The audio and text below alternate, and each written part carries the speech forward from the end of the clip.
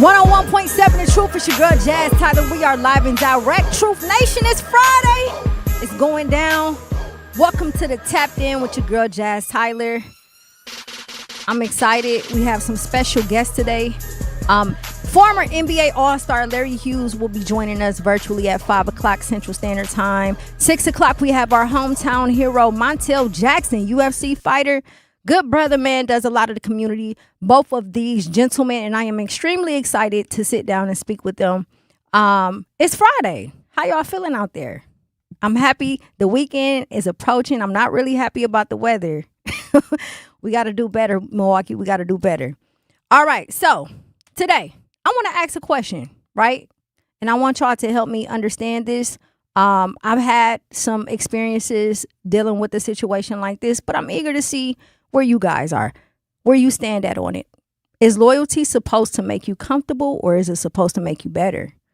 What happens when your partner doesn't like your friends, or your friends doesn't like the person that you're with or the person that you're becoming? 833-212-1017. I want to hear from you. What happens when your partner doesn't like your friends, or your friends doesn't like your partner, right? There's a fine line between support and agreement. And we'll touch on the relationship piece as it pertains to the friendships. But let's talk about friendships overall, or any relationship. Friendship, motherhood, being a child, sibling, all of the above. But mostly friendship. Should you call your friends out? Do you call your friends out? Is I'm just being loyal an excuse, or is it enabling bad behavior?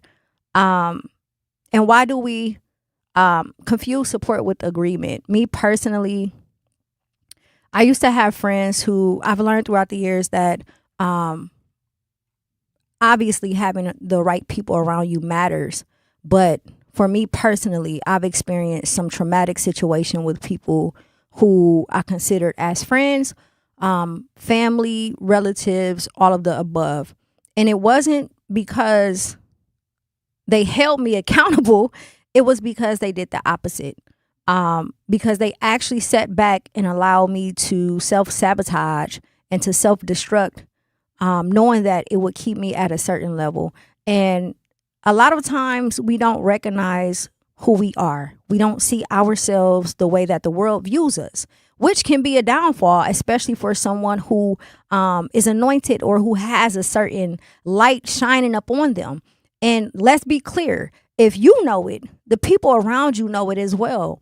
And they have a certain responsibility to help you become who it is that you need to be in order to be successful in this lifetime. And I completely disagree with any type of relationship where there's simply no accountability, where you have yes men and yes women who are egging on whatever stupidity that you're a part of, or whatever it is pertaining to you not being who it is that you're supposed to be, right? Sometimes the people you knew first becomes the most uncomfortable with the person you're becoming, primarily because they've already had ideas and thoughts of who it is that you should be. They've already set limitations for you, and it almost feels as if it's like, how dare you? Who are you to supersede the limitations that I have set for you? And those are the type of friends that, in relatives sometimes, and family as well, that you have to watch out for. So now, as an adult woman, I'm making my job to analyze and reflect on the relationships that I have and the people that I have around me who's going to continuously hold me accountable, right? Not tell me, when I'm right, or when when I'm right all the time, or tell me what I want to hear. But friends who are actually going to give me advice and their opinion, even if it hurts my feelings. Those are the type of relationships that has allowed me to become who I am and allowed me to be successful thus far. Again, when I was younger, when I was a teenager, when I was in my 20s, I was around so many people who allowed me to make mistakes and absolutely said nothing. So many people where if I felt the way about specific situations or specific people, that they would egg that on instead of telling me that I was in the wrong. And had they held me accountable, it would have saved me a lot of heartache, a lot of pain, a lot of trials and tribulations. And honestly, I'm grateful for it all, but it would have put me in a different position to succeed. So I think going forward, especially for parents, like I have 2 adult children and a 9-year-old, and I try and talk to them all the time about friends and friendships and making sure that it's not one-sided, but that it's balanced, making sure that they have friends around them who is going to hold them accountable, because we all make mistakes, granted, no matter what age you are. But a lot of the situations that our youth get into, or just even us as adults, is simply because we ask someone their advice or their opinion, and instead of them telling us that we were dead wrong, they encourage us to keep up the BS and to continue to behave the way that we behave. And we accept it because a lot of us don't want to accept change. A lot of us are afraid to become whoever it is that we need, and we stay in a comfortable state of mind, so much to the point that we allow those around us to enable our actions, right? We allow them to dictate our journey by them not holding us accountable. Recently I was speaking to a relative about a friend that I had lost, and oftentimes we mourn when people are deceased, but we never mourn friendships that no longer exist, right? These are people who were a part of your life for a specific amount of time. These are people that you grew up with. These are people that know your secrets. These are people that you've shared so many great experiences with.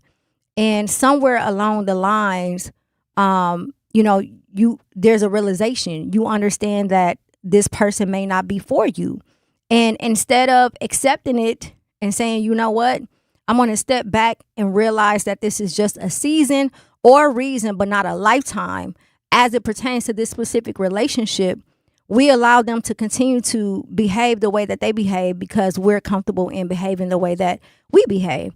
And once I realized that certain people who were around me, who were doing certain things and just really didn't have my best interest. And again, it's not about, them being shysty or them doing things behind your back. But sometimes it's as simple as them not holding you accountable, because that creates space for you to be stagnant in your life.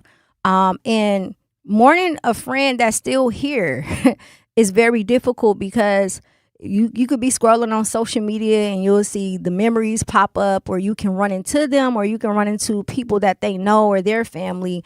And because you guys no longer have a friendship or a relationship, they automatically assume that you feel a way about them, and you don't. It's just that who you are and what you represent no longer serves the purpose for me. It's not beneficial for me, not in a sense of financial gain or anything of that nature, but rather who it is that I'm trying to be. It simply boils down to, are we aligned? Right? Is our relationship, whether it's dating, whether it's marriage, whether it's a friendship or relatives and family, are we simply aligned? Because if we are not aligned, then I can no longer be your friend. If you are activity driven but not purpose driven, I can no longer be your friend. If you cannot hold me accountable when I'm at my best and when I'm at my worst, I can no longer be your friend. If you sit back and allow me to make the same mistakes continuously, I can no longer be your friend, because at this point you are detrimental to everything and that's attached to me and to me overall. And I personally don't have the mental capacity to deal with anyone who cannot hold me accountable. We have a caller on the line. Sherman, are you there? Yes. How you doing today? I'm good. Thank you so much for tapping in. How are you? I wanted to make a comment. I'm all right. I wanted to make a comment about you saying accountability or hold someone's accountable. I think a lot of people don't realize that family will be your main enemy, will see you going down the wrong path and won't say anything about it, or sometimes encourage the bad behavior, and then won't be with you when the consequences get handed down, like years in prison, sometimes life, the rest of your life in prison. I'm like, I think I can say it this way. I'm the most hated in my family. Because I'm going to tell you what you want to hear right when you need to hear it. I was married before. Me and my wife used to get into arguments. She say, Sherman, what you're saying is right, but you bring it at the wrong time. My response to that is, if I can't say it before it happened, while it's happened, or after it happened, when is the best time? Absolutely. Because I did almost 9 years. I did 11 years in prison. I got 9 years for the first case and 10 years for the second case. So I did almost 11 years in prison total. I wish somebody would have just slapped whatever they needed to slap me, punch me, whatever, because it took minutes for me to get 21 years out of my life. I only got 19, but it took 21 years for me to get the system out of my life. And I wish somebody would have told me at the time, hey, the path that you're going down is wrong. This day and age, we have parents that it's okay with their kids running around with guns, stolen cars, popping pills, smoking weed, drinking lean, even snorting lines, whatever they want to do. You have parents. You have crowds of people together, and no one in the crowd is say, ain't we going to do better than just standing in the crowd doing nothing? Don't we want better out of life? We'll go in prison, and then they won't even support them when they get to prison. But they'll support the bad stuff, but won't support the good stuff. That's right. That's all I wanted to say. Thank you so much for tapping in, and you are absolutely right. Family needs to be held accountable too. You know, most definitely. Shout out to the chat. Happiness Donut says it's just a season. We are talking accountability when it comes to relationships, not just an intimate relationship, but family, friends, all of the above. I want to hear from you. 833-212-1017. Do not touch that dial. We got to take a quick break. It's time to tap in with your girl Jazz, 101.7 The Truth. Not completing high school is more of a social thing than it was an academic thing. Even though all these years have passed, I still had that longing to have my diploma. At age 30, Carissa finished her high school diploma. If you're even considering getting your high school diploma, you can do it. No one gets a diploma alone. If you're thinking of finishing your high school diploma, you have help. Find free adult education classes near you at finishyourdiploma.org. That's finishyourdiploma.org. Brought to you by the Dollar General Literacy Foundation and the Ad Council. Hear that? That's the sound of your life. Perfectly imperfect. Beating in rhythm to the world you've created. But every time you drive after drinking, the music gets drowned out. Your life sounds pretty great. Don't let a buzz ruin it. Buzz driving is drunk driving. Don't drive buzzed. A message from NHTSA and the Ad Council. Doctors Without Borders is delivering life-saving medical care where it's needed most in communities around the world. From bandaging war-wounded patients in Sudan to providing clean drinking water in Haiti, we're in more than 70 countries worldwide, bringing patients from sick to recovering, from emergency to aid, from crisis to care. This life-saving care is made possible by a global movement of supporters like you. Thank you.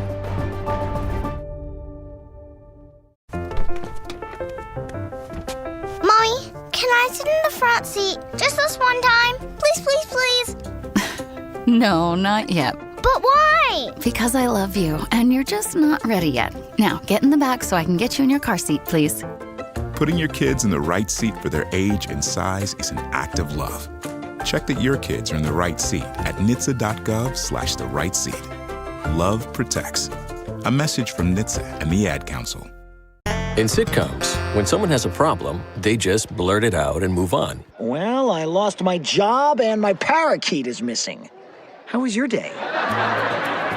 But the real world is different. Managing life's challenges can be overwhelming. So, what do? We get support.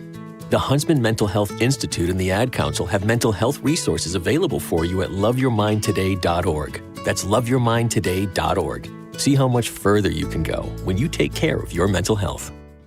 For 250 years, our armed forces have bravely served America. Wounded Warrior Project honors that legacy by supporting post-9/11 service members and veterans like Anthony, a Marine who was injured by a roadside bomb in Afghanistan. They carried me through my injuries, not just my physical, but my mental. And seeing other vets doing the same thing helped me tell myself, hey, you can do this. Join us in honoring warriors at woundedwarriorproject.org/America.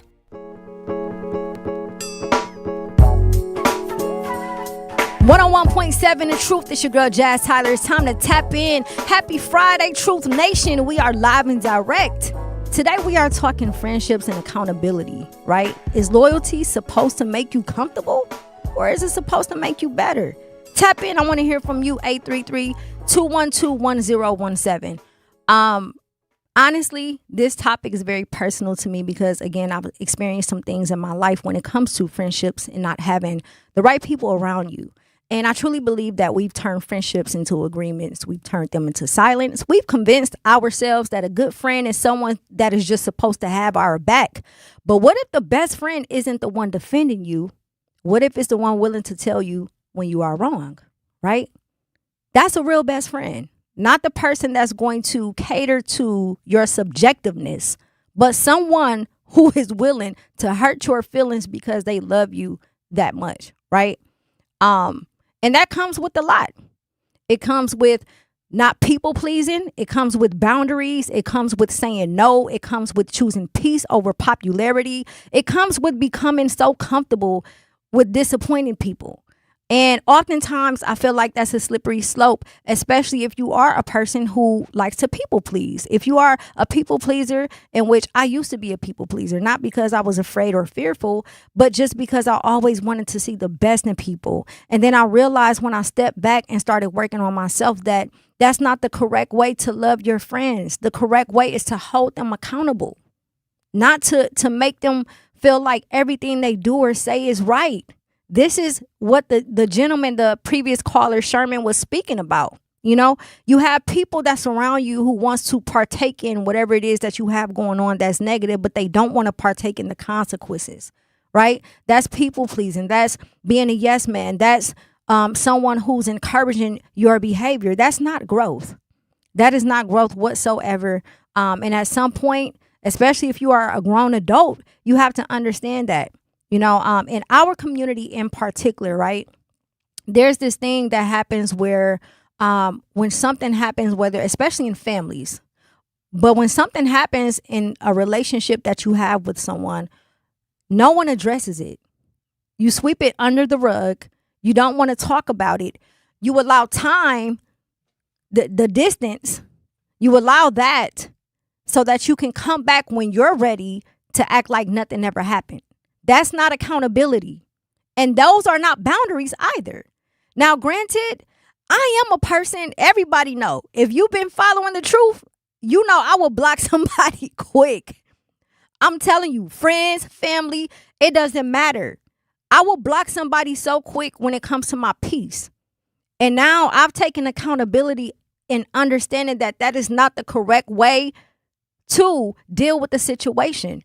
One of the things that I do love about myself is that I hold myself accountable first in every situation before I try and hold someone else accountable. Because sometimes we be tripping too, right? Sometimes we trip as human beings, as friends, or whatever the case may be. But when I have a specific friendship and I know that something has been done or said, I step back first, take a look at myself to see what role and what part I played in the situation. And then if all of the boxes are checked, then I go to that person and I have that conversation with them instead of choosing to, block them, which is another form of running away. And subconsciously, I think I did it because I did not want to hear, or I was afraid to hear what they had to say because I knew it would hurt my feelings. But the reality is, who cares? What Tina Turner said it best. What love got to do with it? Love has nothing to do with accountability. Actually, it do. If you love someone, you will hold them accountable. But your emotions, you cannot allow your emotions to get in the way so much to the point where it's like, oh my gosh, this is my friend for 20, 30 years. This is my mom. This is my dad. I love them so much. If you love them, keep it real with them. If you love them, tell them things that they don't want to hear. And yes, it hurts. But if you don't tell them, you're forcing them, their back against the wall to the point where there is no room for growth. You're putting them in a position to fail. And then that's when you have to take accountability for their failure, because you sat around them that long, that many years, allowing them to be who they are without properly correcting them and providing them with the feedback and advice that they need in order to be successful. We have a caller on the line. Brother Love, are you there? Yeah, hey, how you doing today? I'm good. How are you? Thank you so much for tapping in with us. Yes, ma'am. I just want to stamp you and give you my approval. You're doing an excellent job. Thank you so much. Thank you. Yes, yes. Okay, can you ask me that question again? Because it's so profound, and I don't want to lose my love for black women. Absolutely. So we're talking friendships. Okay. Is loyalty supposed to make you comfortable, or is it supposed to make you better? And the reason why I ask is because a lot of people have friends around yes men who enable whatever it is that they choose to do instead of holding them accountable. Yes, ma'am. That's very good. And like I'll tell you, I'm just a few years older than you, but you know what I mean? You do such a wonderful job. I never lost my love for a black woman, and I never hit a black woman, and I never harbored an evil thought. Even when I ain't the man that I am because, life is peaches and cream, but I never harbored an evil thought. You know what I'm saying? So is there anything that black men we can do so we won't lose our anointing? I like that question. The best thing black men can do so that they don't lose their anointing is check themselves and to make sure that they are not isolated but in solitude. Because when you're in solitude, you will receive whatever it is that you need in order to lead as a person, as a man. And I think oftentimes a lot of, not just black men, I'm going to open it up to black women as well. A lot of times what we do is we look to social media and we look to these podcasts and different people for advice instead of looking within self. So I would love to see black men sit in solitude more away from the world so that they can receive whatever information they need in order to properly lead. Yes. I agree with you. And I'm just going to chew on this good topic that you're on, and God bless you and have a great weekend. Thank you so much. And thank you so much for tapping in with us. We want to hear from you, 833-212-1017. We are talking friendships and accountability. Why is it that you allow people around you for so long to keep you stagnant based off of them saying yes or them not wanting to hurt your feelings? Another topic I want to talk about, though, as it pertains to this is relationships. What happens when your partner don't like your friends? Or what happens when your friends don't like your partner? Now, obviously, we talk about this all the time. There's levels to this, right? There's dating, there's committed relationships, and then there's marriage. Is that a part of accountability as well? There are situations where sometimes your spouse or your partner or your boyfriend don't necessarily like your friend because she got all the tea. They may not like your friend because she's going to hold him accountable based off of how he's treating you or based off of how she's treating you, right? That's uncomfortable. That is a very uncomfortable situation when you love two people who cannot get along, especially if you've been friends with someone for so many years. And then you've been in you're either in a new relationship or you've been in this relationship, right? If everyone in your life has a problem with one particular friend, is it possible that you're refusing to see something? Because there are situations where you've been in relationships and everyone around you say, I don't like that you hang with her or hang with him. Why are you talking to him? That's not my man don't or my woman don't like my friend because of whatever reason. No, there is something wrong with your friend. And let's be clear. A lot of times, whether it's, they do right or wrong, but a lot of times, me speaking as a woman, a lot of men, when they don't like your friends, is because they know something you don't know and vice versa. But a lot of guys, if they don't like your friend, they know that she either messy, she either tried to get with him before, or it's something of that effect to the point where they don't want her around you, or she know too much. It just depends. But that can be a very uncomfortable situation because it could push you to a point where you have to choose. Are you not with marriage, because we already know that your spouse comes first, but it can push you in a direction to where you have to choose your friendship over your relationship or your relationship over your friendship. We got a caller on the line. Al, are you there? Number one, if it's a relationship, it could be that one of the friends have already hit. Number two, it could be some deep secrets they don't want to get out.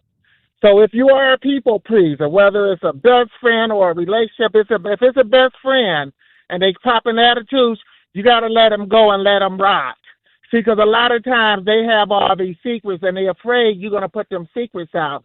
And it might be something personal with you. Prime example, you might have a friend, y'all always falling out, but they hit you up every once in a while to try to rekindle. And then when y'all do kick it, y'all go somewhere, and now they got people playing all in their mouth and rectum and urethra, and now they want to make it seem like it's your fault. So sometimes you got to let them friends rock. And if it's a relationship, you know, hey, I ask either one of y'all hit, or do would y'all like to take part? And you stand back and watch. But my question for both of y'all is, where's all the good junkies at? What happened to the good junkies? Because, you know, the good junkies used to get high, do they dope, go home, pay their bills. But now today, when the junkies decide to be the junkies in the neighborhood, you give them $1. Now they asking you $20 every time they want to get hit. I don't know where the good junkies at are, Al. They on Atkinson. No, that's the new blade, because there's somebody out there now that look like they from Hurley, Wisconsin. She always got a two-piece on with a half pint with a snake going down her leg who be trying to sell that snatch. And then on 13th and Atkinson is one who look like Sheena Easton with big hair. So y'all just keep y'all eyes out, but y'all have yourself a good day. But them friends, when they get funny, let them rock. Because sometimes they might want to play with you too, but you might not be recognizing it. Absolutely. It's a cold world, but it's not cold. Have a good one, everybody. Have a buzz bowl. Thank you Bye-bye. so much, Al. Thank you for that. We want to hear from you, 833-212-1017. We are talking friendships and accountability. Time to tap in. We got to go to commercial break. Do not touch that dial. 101.7 The Truth. Life's better with American Family Insurance, because we know you love working weekends. If it means working on your dream home, both inside and out. And we're here to help protect those dreams so you can enjoy peace of mind. Save up to 40% when you bundle home and auto. American Family Insurance. Get a quote and find an agent at amfam.com. Products, pricing, and availability vary based on where you purchase insurance and by state. Some exclusions apply. American Family Mutual Insurance Company, SI, and its operating companies, 6000 American Parkway, Madison, Wisconsin. Hi, this is Sherwin Hughes from 1017 The Truth, and I want to talk to you about something bigger than just buying a house. I'm talking about building a legacy. Owning a home isn't just about four walls and a roof. It's about giving your kids a place where memories are made, where birthdays are celebrated, and where they always belong. It's about planting roots, knowing your neighbors, waving from the porch, and being a part of a community that feels like family. If you've been renting and wondering if home ownership is even possible, Axe Housing is here to work with you. An Axe Housing coach will help you create a plan, a budget, and move step by step toward owning a place you can truly call your own. They've already helped over 4,000 families become homeowners, and many are paying less than they were paying for rent. Don't let where you are today stop your family's tomorrow. Start your journey at axehousing.org. That is ACTS housing.org. Your legacy begins at home. In the United States, a vehicle is stolen every 31 seconds, about as long as this message. Luckily, you can take a few easy steps to protect your car in the same amount of time. Remove your valuables, roll up your windows, don't leave your car running unattended, lock your doors, and take your keys or fob. If you have information about a crime, call the police. If you suspect insurance fraud, also call 800-TEL-NICB. A public service message from the National Insurance Crime Bureau. I always had to be so good, no one could ignore me. Carve my path with data and drive. But some people only see who I am on paper. The paper ceiling, the limitations from degree screens to stereotypes that are holding back over 70 million stars. Workers skilled through alternative routes rather than a bachelor's degree. It's time for skills to speak for themselves. Find resources for breaking through barriers at tearthepaperceiling.org. Brought to you by Opportunity at Work and the Ad Council.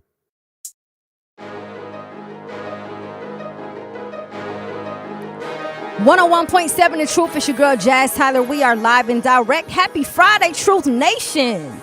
We want to hear from you. 833-212-1017. If you are driving in your car, turn on that radio station and keep it on. If you are listening to us online, be sure to like and subscribe our YouTube channel, as well as download the Truth app so you can keep up with Tap In with Jazz Tyler. We are talking friendships and accountability today. Is choosing your relationship over a friendship betrayal, and vice versa? What boundaries do you have when it comes to your relationships and your friendships? Sometimes you end up in situations where your spouse or your partner, your boyfriend, your girlfriend, they don't like your friend, or your friend don't like them. That is a very uncomfortable situation, right? How do you set boundaries? How do you set boundaries between two people that you care about? Obviously, when it comes to marriage, that's something that, there is no choosing unless you're in a situation where your spouse is just dogging you out, right? And sometimes that is the case. But I think that there should be some type of boundaries when it comes to friendships. One of those boundaries is, and again, I'm going to be very subjective when I speak about this because a lot of women tend to do this. When you are in a relationship, everything in your relationship is not your friend's business. Number one, the reason why is because if you know that he's doing something and all you're going to do is go back to him, don't tell your friend because they're going to feel away. They're the ones who's going to nurture you.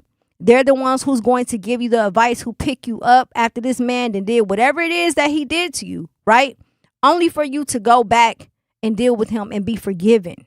Which is okay if that's the decision and the choice that you want to make, that's perfectly fine.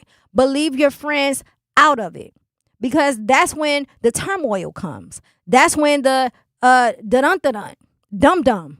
A lot of times our friends are dum-dums and you just got to let them be a dum-dum, right? It does not dictate your friendship. Dum-dum. But at some point, it do, because if you keep making the same mistakes and choices to go back to a situation that serves you no purpose, then I would look at myself and say, do I even need to be your friend? But again, there needs to be boundaries. Stop telling your friends. We're going to flip it to the men too, because men talk a lot. And one of the things I've noticed, these group chats. See, men got group chats. Women do too. But the men, them group chats, off the chain. Off the chain. Stop telling your business to your friends. If you want advice on something pertaining to your relationship, create boundaries, right? Don't talk to them about, she ain't gave me nothing in about 2 weeks. That ain't got nothing to do with your guy, right? That means something is going wrong in your relationship if she ain't trying to give you none in 2 weeks. You need to be having a conversation with her, not your friends. Right? If he cheats on you and does something that you feel like he can never come back from, and you're going to go back to him, because we all like to play that where it's like, okay, I'm in this moment, I'm mad, I feel away, I don't want nothing to do with him. Girl, stop lying. Stop lying. You're going to go back. And if you choose to, that's fine. But at the end of the day, stop putting your friends in your business because it's going to create issues. Every time you decide to go back, that friend no longer trusts you because now you're going to go back and start pillow talking to your mate or your spouse about the conversations you and your friends be having. And that's a whole nother topic. But we know how that goes. We know how it goes. He does something, you get mad. Then when you give him advice, yeah, girl, skip him. You better than him, da-da-da-da. Take that information. And then when y'all back cool, yeah, because she said this, and now he looking at you sideways. It's just one big mess. That's why you have to have boundaries. Another thing, if you single, is it valid for you to be able to provide advice to your friend who is in a relationship? You know, a lot of people have issues with this because single friends live a certain type of life. Me personally, I don't think that there's anything wrong with any of my single friends giving me advice because I know that they have been in situations. The only time I would set a boundary when it comes to that is if they're in a mental space of just like forget guys. Like they're just in a dog era where they dog walking every man that come their way because they feel away. Those are not the friends that I want to get advice from because I'm not in that space in my life. But I do have friends who are single who have given me advice when I was in a relationship. And sometimes those are the best friends to listen to because they're single. You want to take advice from them so you don't end up single, right? But all in all, it's just about creating boundaries, right? It's about creating boundaries. It's about being authentic. It's about accountability. It's about understanding who you are as a person and who it is that you have around you. There's a lot of people who have friends that don't respect their relationships. You know, there's a lot of people who friends have access to the relationships. And I used to be that person. I used to be the person that want to go on double dates, the person that, you know, my friends come up, whatever the case may be. Now I'm finding the older I get that if the person I'm with, if their friends and their friends, lady and I already don't, you know, if we aren't on that road, then I don't want it because my man, he not going to be sitting around kikiing in my friends' faces. And I'm not going to be sitting around kikiing in his friends' faces. The way I grew up, when men are having a conversation, they're in one part of the house in a separate room. When the women are having a conversation, they're in a completely different house, completely different part of the house in a separate room. And we rarely ever intertwine. So those are boundaries that I think are healthy boundaries. And I think a lot of times it causes you to avoid situations that don't work for everybody. But I understand why you may need to. There needs to be some type of boundary set when it comes to relationships and when it comes to friendships. Stop telling your friends all your business. And if it's some stuff that your homegirl going through, stop telling your man or your partner, your woman, their business. There is no reason why your spouse should know everything that happened to your homegirl or your homeboy. That's not their business because all they're going to go do is go tell their homeboy or tell their homegirl, and then that's called gossiping and pillow talking. And we don't do pillow talking. Now, if it's something where it's an emergency or if it's something where it's like, hey, so-and-so is going through a divorce and they really need, you know, they want to spend some time with me because they need advice. I need to help them get through this. That's one thing. But anything else that they're going through, keep your spouses out your friend's business too. That's not cool. That's not cool whatsoever. You know, you have to be very, very careful because people are moving weird out here. They are moving very weird. And the worst thing you can do is to have someone around that means you no good. There's a lot of friends who, when you start setting boundaries or because you didn't set boundaries, every time y'all get into it, they want to run and tell your business. Right? These are things that I teach my students. These are things that I teach my children. That's not a real friendship. Stop doing that. Whenever something happens because you don't want to be held accountable or because you guys have a disagreement, you want to go back and tell your mama, your sister, your other friends, your friend's business, that friend's business. That's not right. That's not right. And women have a tendency of doing that. That's not cool. You know, have some privacy, have some integrity. When someone chooses to confide in you, make it a safe space. Make them know that whatever it is, whatever y'all talk about, that is not going to leave that space. Create them boundaries, healthy boundaries, right? And if you can't do that, then maybe you don't need to have that person in your life. Maybe maturity isn't about finding people who always agree with you. Maybe it's surrounding yourself with people who love you enough to challenge you. Because the people who clap for everything you do may enjoy your company, but the people who correct you, those are the ones investing in your future. So again, when we're talking accountability, we're talking friendships, we're talking integrity. We're talking boundaries. We are talking not people pleasing, right? All of the above. It gets very, very tricky when you're dealing with friendships and relationships because a lot of times you find yourself in situations that, for example, you get into a relationship and your friend may feel away because you're spending more time with your partner versus spending time with them, right? Then that creates some type of turmoil. That's not your friend, because if they know what you've been through and they know what you've been building, they will respect that. So again, create healthy boundaries. No matter what type of relationship you have, but specifically friendships, you have to learn how to create boundaries. You have to learn how, I think a lot of friends are scared to have disagreements. You don't have to argue, but if I'm your friend, I should be able to tell you how I'm feeling or how you made me feel without you feeling a way about it. I should be able to sit down and have an adult conversation with you about what it is that's happening so that we can find a solution and figure out how to move forward, right? I don't want to deal with someone who, if I feel away, every time I say something, you take it the wrong way. That's not a healthy friendship. Because if you're offended by the things I say, then you're always on defense. It doesn't matter. You're always going to be on defense, and that's not healthy. We're talking accountability and friendships. I want to hear from you, 833-212-1017. We got to go to commercial break to pay some bills. Do not touch that dial. It's your girl, Jazz Tyler, 101.7 The Truth.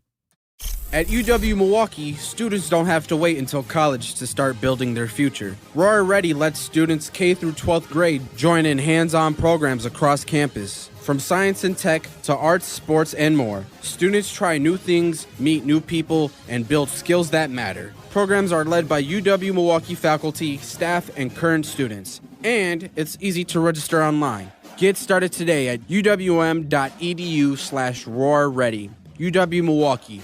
Roar Ready. Your child's future starts here.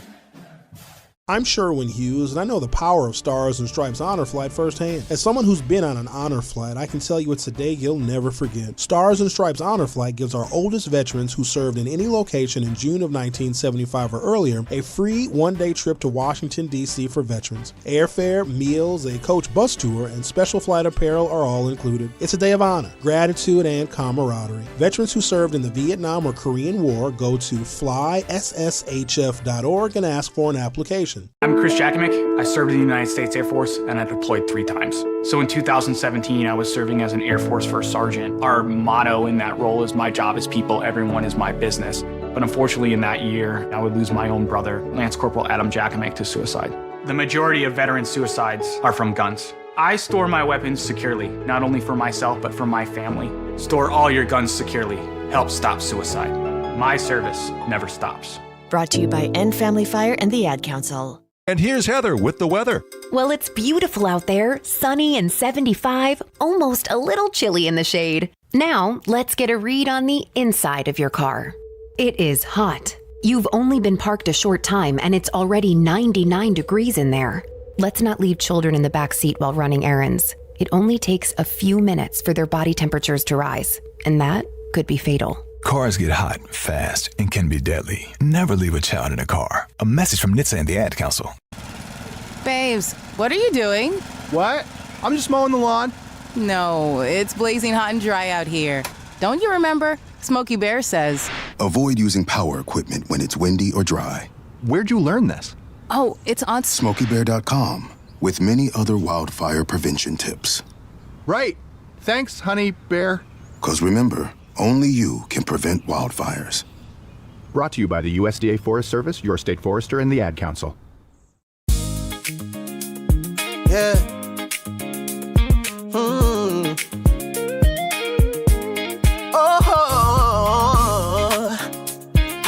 Yeah.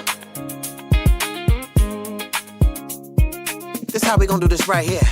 Pretty woman, it's something you should know. I ain't one of them, baby, I'm him, and that's one thing for sure. Yeah. Pretty woman, oh, it's almost time to go. Ooh, and I got a lot of options, baby. Oh yeah, yeah. So don't be moving slow. Yeah. Pretty woman, oh yeah, I need you for sure. Oh yeah, I something you can't ignore. Oh, pretty woman, oh, I'ma leave you wanting more. Hey, yeah, pretty woman, oh, I want you the most. Hey, pretty woman, I make them crazy, have them beating down my door. Yeah, I know you ain't met a real one like me. Just go with the flow. Pretty woman, it's last call, and this joint about to close. Finish that whiskey, baby. So put your number in my phone, lock in, and let's go explore. Pretty woman, oh, popping out tonight with a pretty woman. I just need one night. Pretty woman, you such a vibe. Pretty woman, oh, you got me hypnotized. Pretty woman, mesmerized. Pretty woman, oh, pack it up, let's slide. Pretty woman, I know I can't deny. Pretty woman, oh. 101.7 The Truth. It's your girl Jazz Tyler. We are live and direct at the American Family Insurance Studio. That was Pretty Woman by MJ, Milwaukee's own, man. Shout out to the entire team, MJ, E2, and Wavy Boy. What a beautiful record, man. Listen, that makes me want to go get my cowgirl hat and boots, find me a horse, and giddy up on out of here, Z. What do you mean by that? Exactly what I said. Exactly what I said, Z. Going to see... No, let me stop. Listen, we are talking accountability and friendships today, right? We're talking boundaries, people pleasing, what it means to hold your friends and people in your life accountable, right? Because the thing is, if everyone around you is telling you the truth, if no one around you is telling you the truth, but they're clapping, what lessons are you learning? That is the problem with not just today's society, but just overall. You know, we also have friendships that we are holding on because of how long we've known a person. And these sometimes are the worst friendships to have. I always say it's quality over quantity, because I know a lot of people that I just met recently within the past few years who have treated me better than people I've known my whole life. And oftentimes we fall victim to that. We fall victim to those type of friends that we've known forever. And those friends are typically the yes men. Those are the friends who, you know, I know this is a person I know. Don't nobody know you like me. I've known you for this amount of time. We've been through A through Z, right? And yet you still are the same person who has seen me go through these trials and tribulations. And not one time did you tell me where I was wrong at. Not one time did you hold me accountable, right?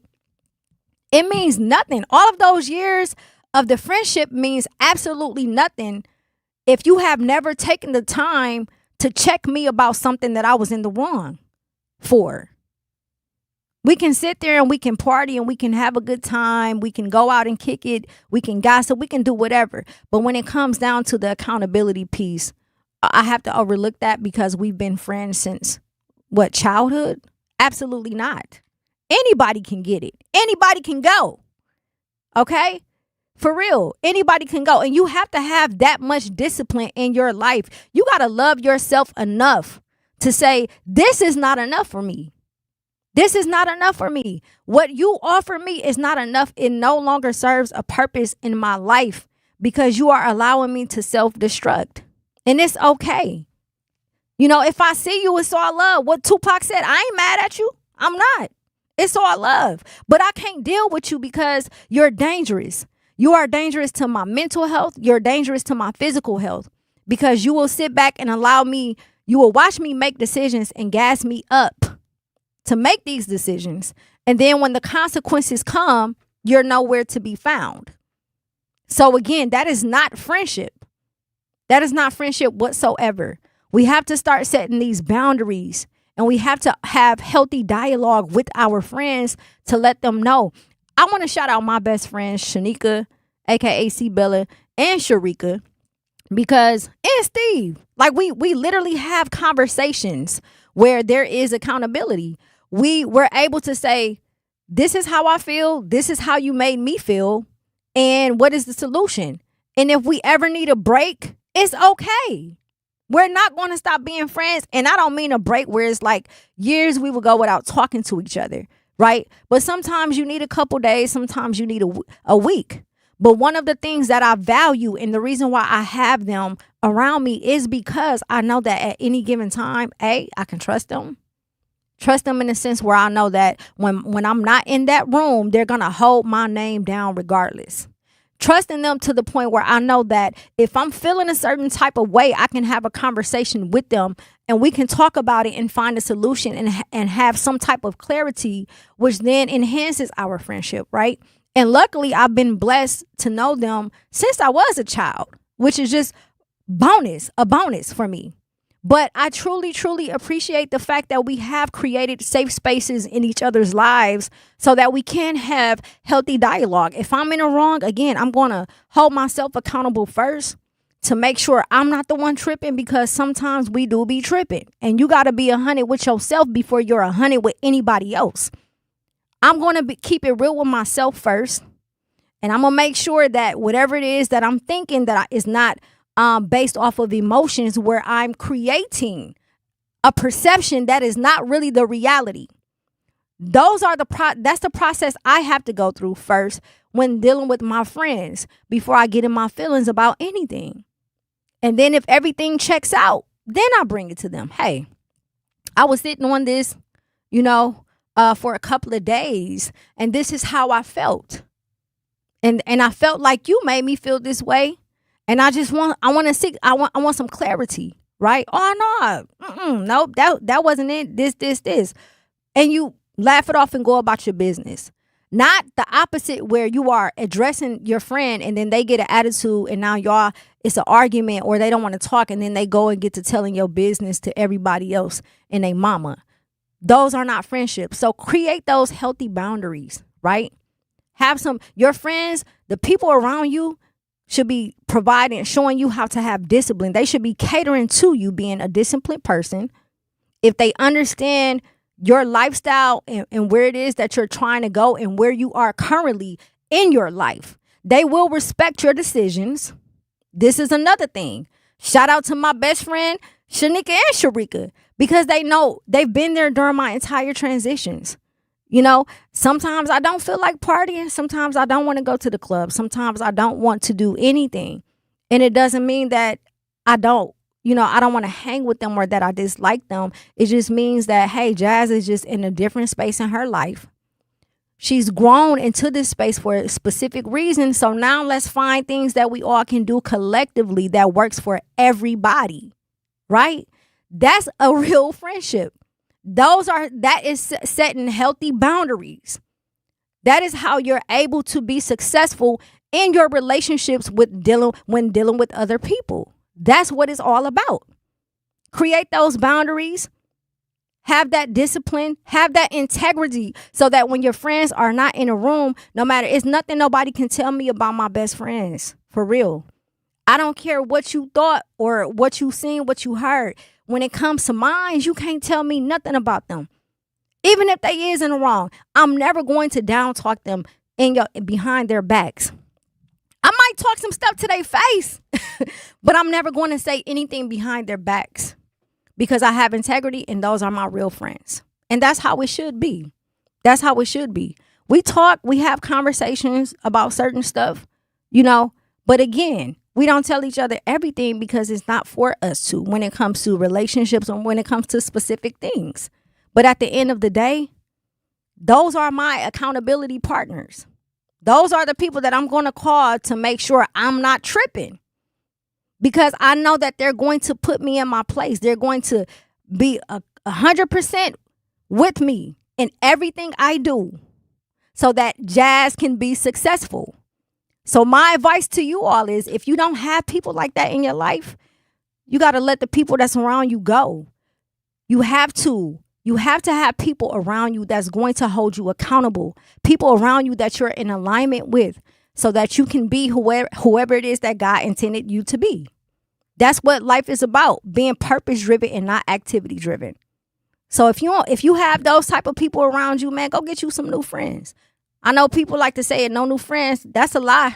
I welcome any positive energy that's for me, right? Because sometimes those old friends, they mean you no good. Tonight's conversation has really been about accountability, growth, and people who shape us.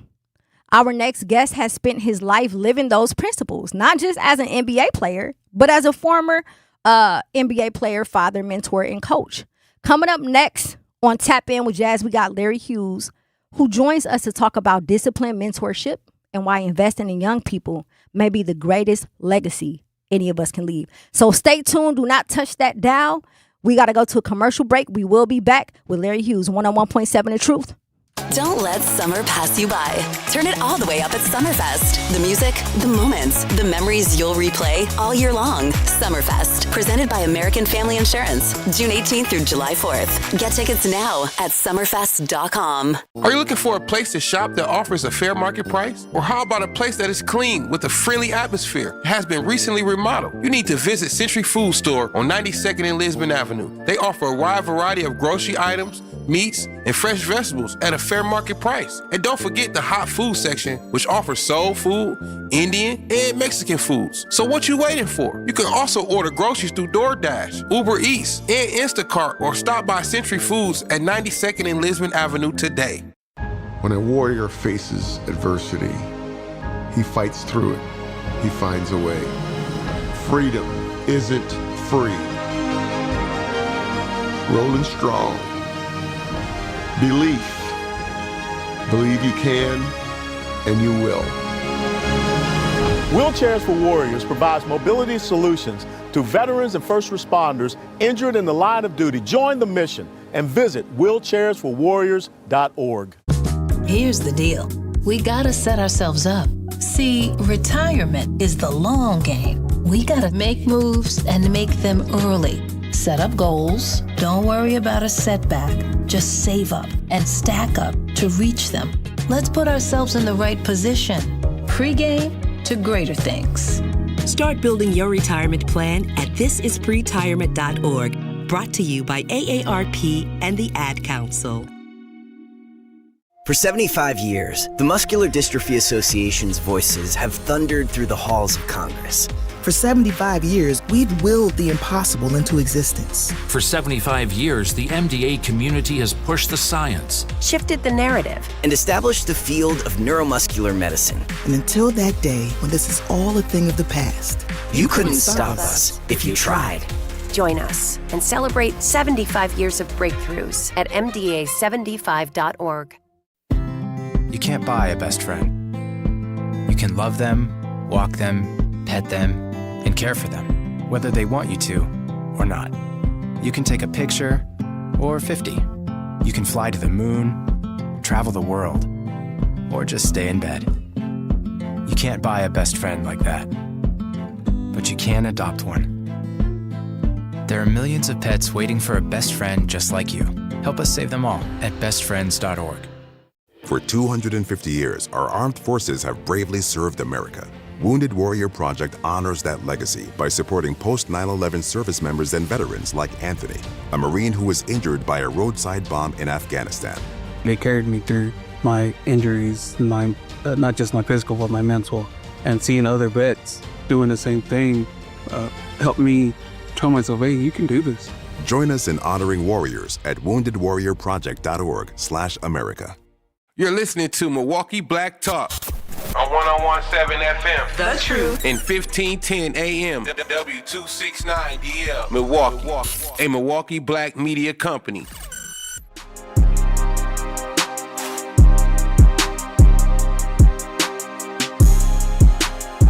101.7 The Truth. It's your girl Jazz Tyler. We are live and direct at the American Family Insurance Studio in the beautiful heart of downtown Milwaukee. Hey, listen, Truth Nation, you are officially tapped in. And tonight, it's not just about basketball. It's about something much bigger. When we think about greatness, we usually think about championships, statistics, highlights, and trophies. But eventually, the lights go off, the arenas are empty, and every athlete has to answer a different question. Who did you become after the applause? Tonight, we are joined by someone who understands that transition. From former NBA All-Star Larry Hughes has worn many jerseys throughout his career, but today he wears another title that may be even more important: a father, a mentor, a coach, and someone investing in the next generation. Tonight isn't about reliving the NBA. It's about asking whether former athletes have a responsibility to help save our communities and what it really takes to raise disciplined young men in a culture that often celebrates everything except discipline. Larry, thank you so much for joining us today. So I want to begin somewhere different, right? Oftentimes, I know typically when you sit down and have interviews, everyone goes over the accolades, in which we can also get into. But I want to begin somewhere a little bit different today. I want to talk about the legacy. I want to talk about the athletes. You know, we celebrate athletes for what they've accomplished on the court, the championship, all-star appearances, et cetera, et cetera. But I've been wondering lately if we should be judging athletes' legacy more on what they produce after the game versus what they do when they accomplish it.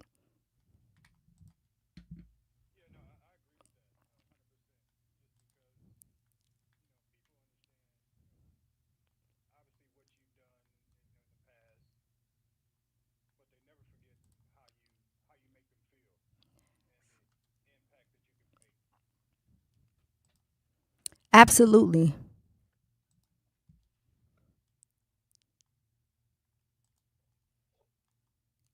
Absolutely. Absolutely. So why do you think we become more committed to developing athletes versus developing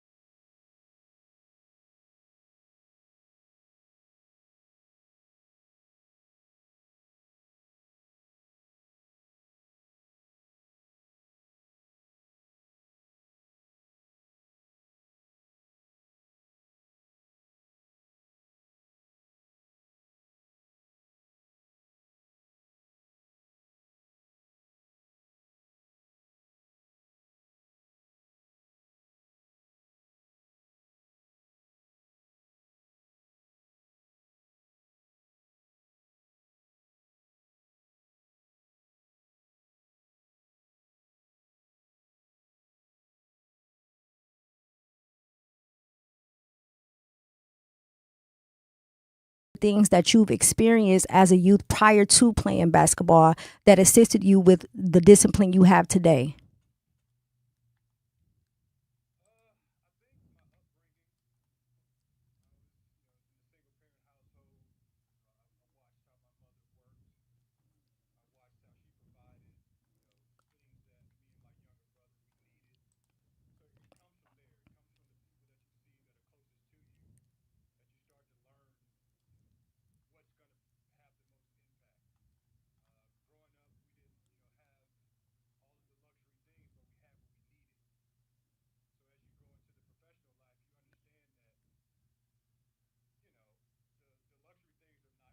Mhm.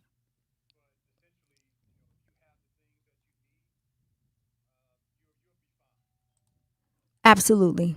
Absolutely. Do you find it difficult? So I've been watching your son's journey as well.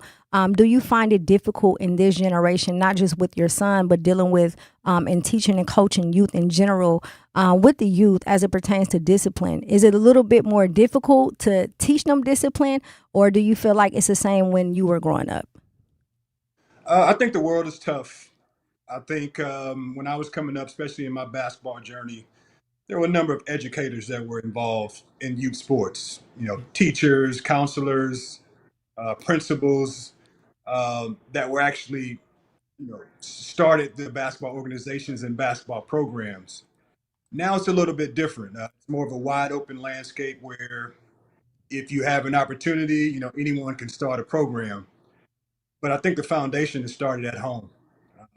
If you have a good, home life, you're supported at home, it really makes it easier for me to implement and instruct and give you guidance because you have that structure coming from home, and it's just a support from the outside space that really speaks to the same language that your parents or your guardian may be speaking. So it's more of an idea of giving, just making sure that the messages are the same and consistent. And I think that that's the biggest part is the things that the young people are hearing at home.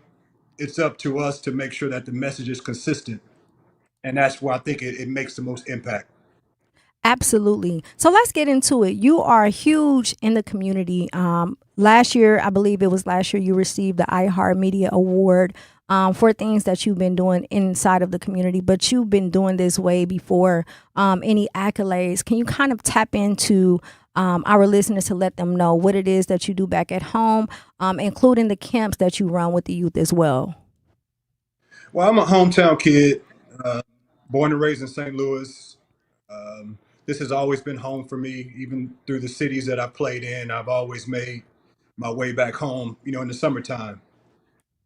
And that's a benefit to me because I get a chance to see young people that have grown up in the same areas, gone to the same schools, have some of the same similar relationships, where I can give credibility to some of those relationships.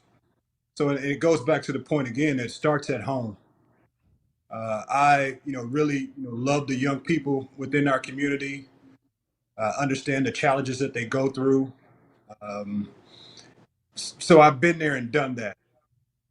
So me giving back to the community is very natural. Um, the messages that I share with the young people are the same messages that I share with my four kids.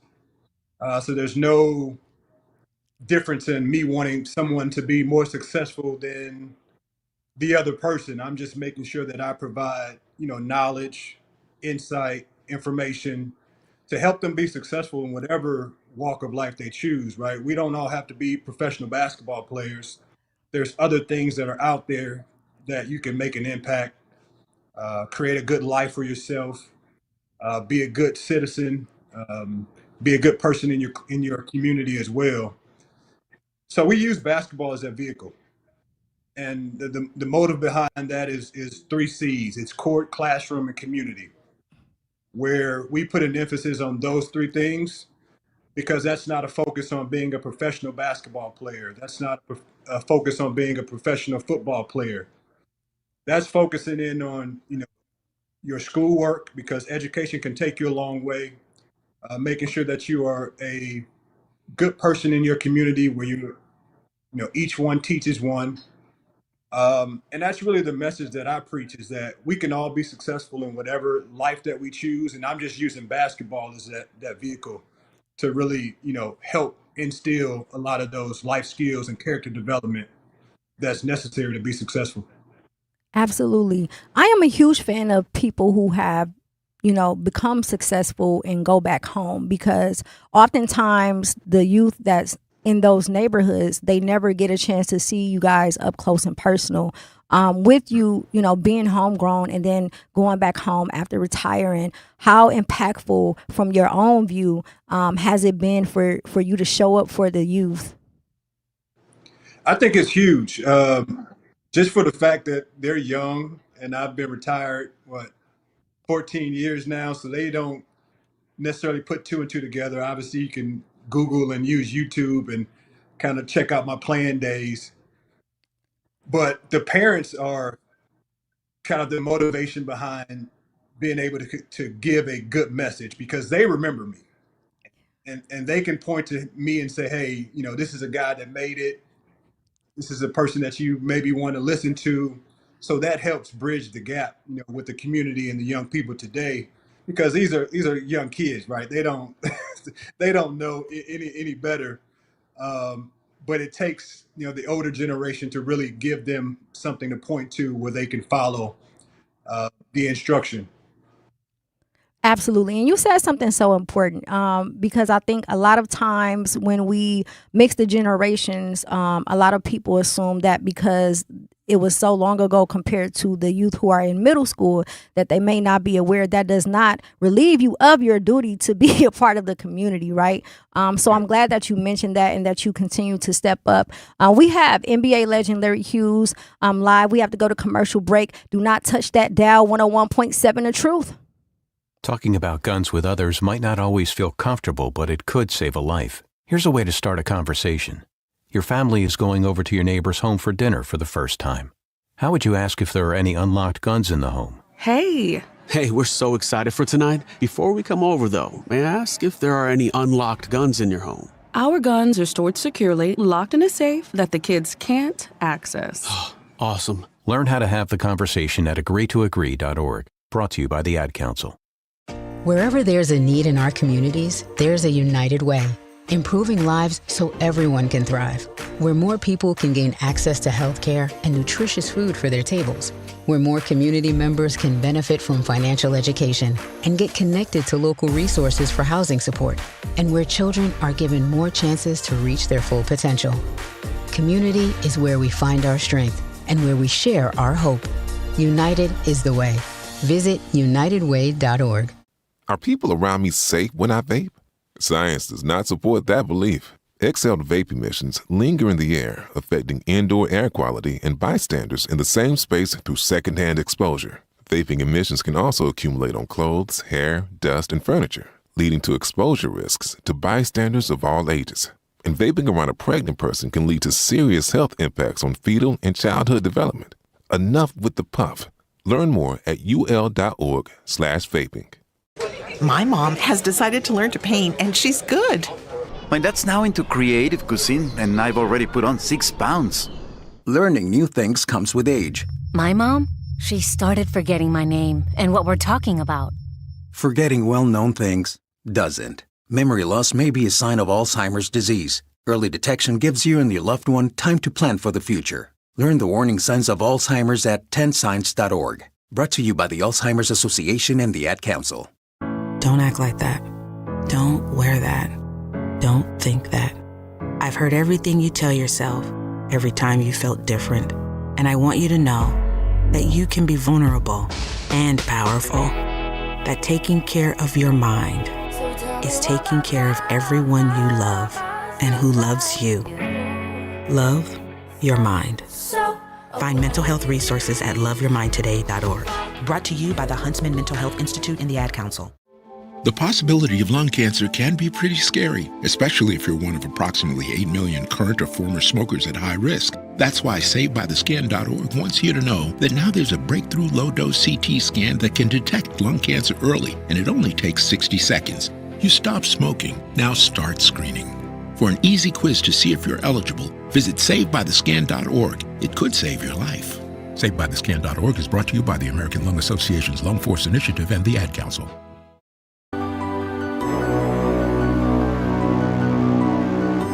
101.7 The Truth. It's your girl Jazz Tyler. We are live and direct. Welcome back. We have NBA legend Larry Hughes joining us today. Hey Larry, thank you so much for joining us. We are talking youth legacy, mentorship, and coaching. In today's society, everybody has an opinion about young people, but very few people actually take the time to spend with them. You've worked with millions and hundreds of youth, right? In your experience, what's the difference between a kid looking for attention versus a kid who desperately needs guidance? Well, I think that's where the communication comes in. A lot of times we work in communities, we work in schools, we work in areas where we don't necessarily know what the young people are dealing with, whether it be things that are going on at home, even down to the fact of did that kid have a meal, before he started basketball training, and all of those things can affect your behavior. So I think I lead in with communication, um, being eye to eye contact, showing respect to the young people, but also giving them an authority figure that they can respect as well. I do think you should be firm, your communication direct, and also giving the young person an opportunity to tell you what they need or what they want. And then that opens up the lines of communication for you to really implement things that you want to get across to them. But I think it starts with respect and, on both ends. Absolutely. And I'm glad you mentioned that, because when working with youth, I say it all the time as well. I try not to talk or speak at them, but I try and have conversations with them. And typically those type of youth are the ones who are labeled as troubled, that no one else wants to deal with. How often have you worked with youth of that nature where you simply noticed that they just wanted to be heard? Often. I would say each week you can identify a young person that needs a little bit more guidance, needs a little bit more attention, more conversation, because these things for these young kids change day to day. Again, we always say it goes back to their structure and what's going on at home, and that changes. That's a fluid situation. So we're eager to have those conversations, each week, and make sure that we're on the same page going forward, because it's never consistent, way of life or consistent circumstances. Things are always changing, for the young people. So we're always engaged and trying to, give them the best advice and information possible. But we are never talking to a kid and then saying, "Oh, I can't handle him or her." No, that's not in our DNA. That's not what we do. So it's always an ongoing process to understand, the communication language between us and the young people. Absolutely. And a lot of times, youth act out for those reasons because they are not heard. And a lot of times they have the solutions, which is why we need to listen to them. They can actually provide us with information to help us take preventative measures to keep them out of trouble or keep them out of harm's way. In today's society, it seems as if we're more obsessed with reacting after tragedy, right? Do you think that this country spends more time reacting to broken young men rather than investing in them before they become broken? Well, I think we've been built on like drama, um, bad things. I mean, these are the things that you see on our news stations, even down to, my area. Sometimes there's challenges to get a good story out because the negativity is really kind of what people follow or they want to see. So I do think that's a real thing. Making sure that the positive message is heard before the negative things happen. But I don't think that that's anything directly, for my area. I think that that's something that the country deals with, like you stated. And I'm using basketball to kind of change that narrative, to give positive light, positive influence, where people want to follow a kid's journey that it may have started out rocky, but they're getting the tools, they're getting the value to be a productive person, in the world. Absolutely. Absolutely. What concerns you more today? Young people lacking opportunity or young people lacking identity? I think identity. I think there's a lot of opportunity out here. It's just how or who puts those opportunities in front of the young people. And the influence is crazy with social media and all of these different platforms that clickbaits and AI stuff where you don't know what's true or not. So I think the positive influence has to come from us. Absolutely. Absolutely. I want to take it a step further because I know that you are in mentorship as well, and that you're a mentor and that you do a lot of coaching.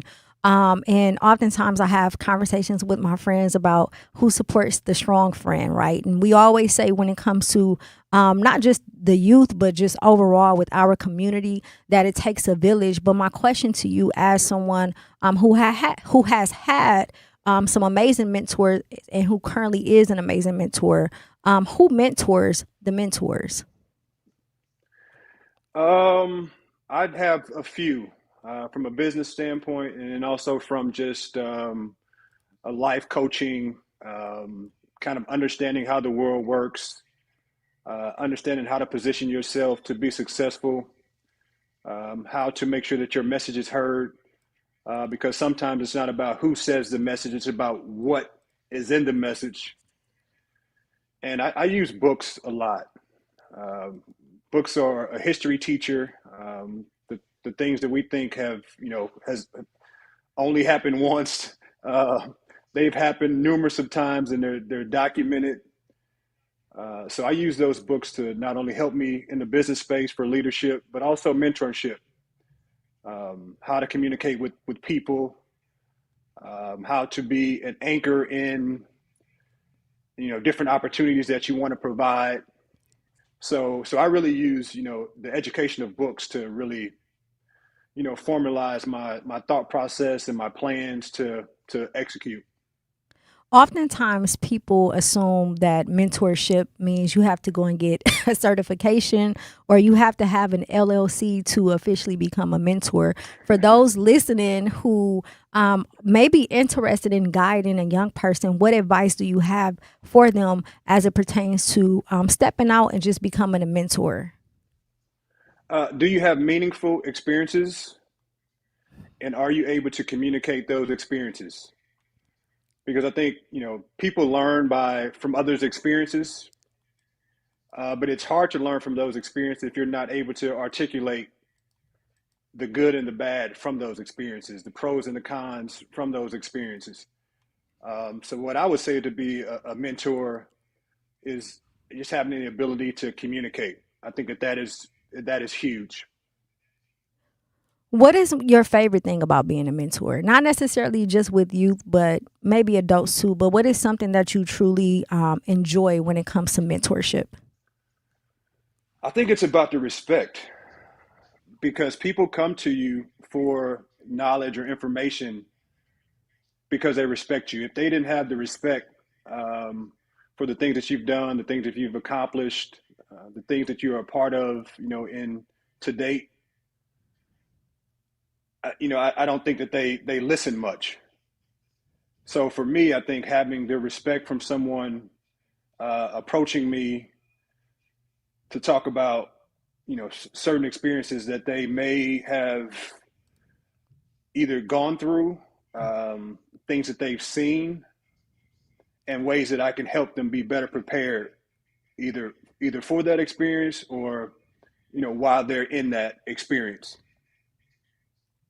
So one of the things that we deal with specifically in the city of Milwaukee when it comes to the youth is a lot of them don't want to, they're not willing to receive information that's provided to them by someone of a different generation because there's no correlation. We're never in the same room together. So for those who are of a different generation, what is the easiest way to approach a young man or a young lady to make them comfortable and make them feel like they have a safe space to where you can offer that mentorship? The biggest skill and tool that you have is to listen. I think that comes first and foremost, is to listen. And we talk about this in our basketball programs, how important communication is. We want to teach the young people how important communication is, because then that allows them to tell us what they need, what they want, what they dislike. And then from there, we have that conversation about how we can help them, because we've gone through some of the similar experiences. And like I said before, history is the greatest teacher. The things that our young people are dealing with today, we dealt with those things maybe in a different sort of format, different circumstances. But I like to tell them it's nothing that you're going through is new. And how much we want to make it seem like this is only happening to me, that's not a fact. And it's very not true.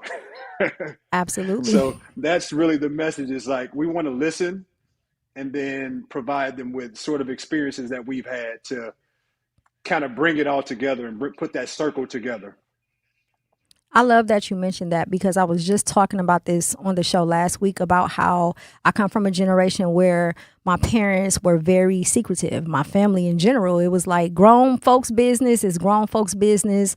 They did not want to tell us things that they've gone through. They'll say, I've been through this already. Just listen to me. But they never told us what it was that they've been through. So I think it's extremely important to highlight those experiences, as you mentioned, to the youth, so that it can become, more relatable, which then assists with them, possibly wanting to receive what it is that you have to say. So big ups for that. We got Larry Hughes in the building. We got to go to break. Please do not touch that dial. 101.7 The Truth. Make your home and family safer by properly getting rid of nasty chemicals and fire hazards. MMSD's Home Hazmat program offers 3 drop-off centers that are open all year long. It's fast and easy. You don't even have to get out of your car. And it's free to visit a drop-off. Lithium-ion batteries, old gas, propane tanks, they take all of that and more. For a list of things you can and cannot bring, locations and hours, go to MMSD.com. Milwaukee County residents only. No businesses. Life's better with Drive My Way from American Family Insurance, because we know it's more than just a car. It's your escape pod, your adventure mobile, your memory maker. And we help protect the dreams that drive you. Personalize what you pay for auto insurance and you could save between 10 and 35%. American Family Insurance. Get a quote and find an agent at amfam.com. Products, pricing, and availability vary based on the way you purchase insurance and by state. Unsafe driving behaviors may increase your rate. American Family Mutual Insurance Company, SI, and its operating companies, 6000 American Parkway, Madison, Wisconsin. Reading aloud to children sharpens their listening skills, expands their vocabularies, and nurtures a lifelong love of reading. That's why Reading is Fundamental, the nation's leading children's literacy nonprofit, offers free monthly read-alouds by popular authors through its Rally to Read program. Visit rallytoread.org to watch the read-alouds and discover exciting reading activities for school and home. Visit rallytoread.org today. We asked parents who adopted teens to share their journey. When I met both of them, it was like my missing pieces were found. Like it was just like an instant, these are my kids. If you're considering adopting a teen, just do it. Kids need families. I don't care the age, everybody deserves a family. Learn about adopting a teen from foster care. Visit adoptuskids.org to learn more. A message brought to you by Adopt US Kids, the U.S. Department of Health and Human Services, and the Ad Council. Not completing high school is more of a social thing than it was an academic thing. Even though all these years have passed, I still had that longing to have my diploma. At age 30, Carissa finished her high school diploma. If you're even considering getting your high school diploma, you can do it. No one gets a diploma alone. If you're thinking of finishing your high school diploma, you have help. Find free adult education classes near you at finishyourdiploma.org. That's finishyourdiploma.org. Brought to you by the Dollar General Literacy Foundation and the Ad Council. Hear that? That's the sound of your life. Perfectly imperfect. Beating in rhythm to the world you've created. But every time you drive after drinking, the music gets drowned out. Your life sounds pretty great. Don't let a buzz ruin it. Buzz driving is drunk driving. Don't drive buzzed. A message from NHTSA and the Ad Council.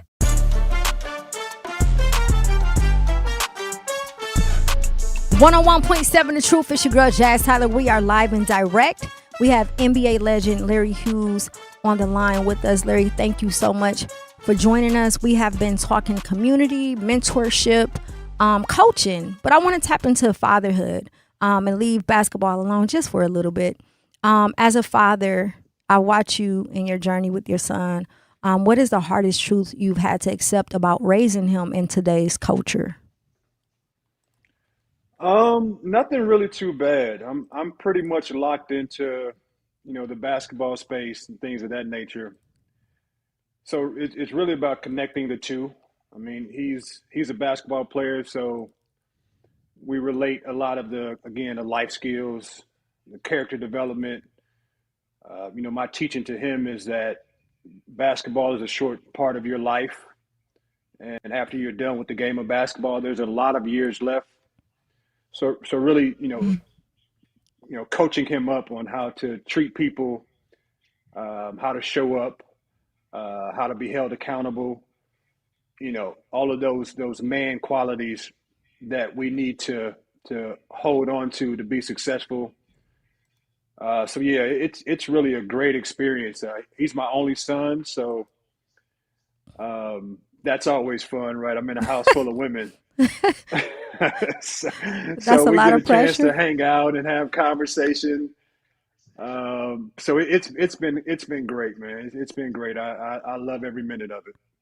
So with him being your only son, how do you prepare him? This is a loaded question because a lot of times, and this is not the case with you, but a lot of times we see the father-son duo, and a lot of parents don't understand the difference between allowing their children to have the pleasure of being themselves versus trying to put so much pressure on them to be who they were. How do you prepare your son to carry your name without carrying the pressure of the life that you've lived? Well, I encourage him to use it as a gift. I accomplished some things in my life. Um, so hopefully he uses those things as a catapult for him to be successful. Um, he didn't have to play basketball. He was into other sports and into other things. But essentially, I want him to use it to his advantage. There's obviously pressure, no matter what. I think that we can put a lot on it just because I play basketball, he plays basketball. Absolutely. But I think the son, normally has just kind of built-in sort of pressure to really take the legacy, take the name, take the family to the next level.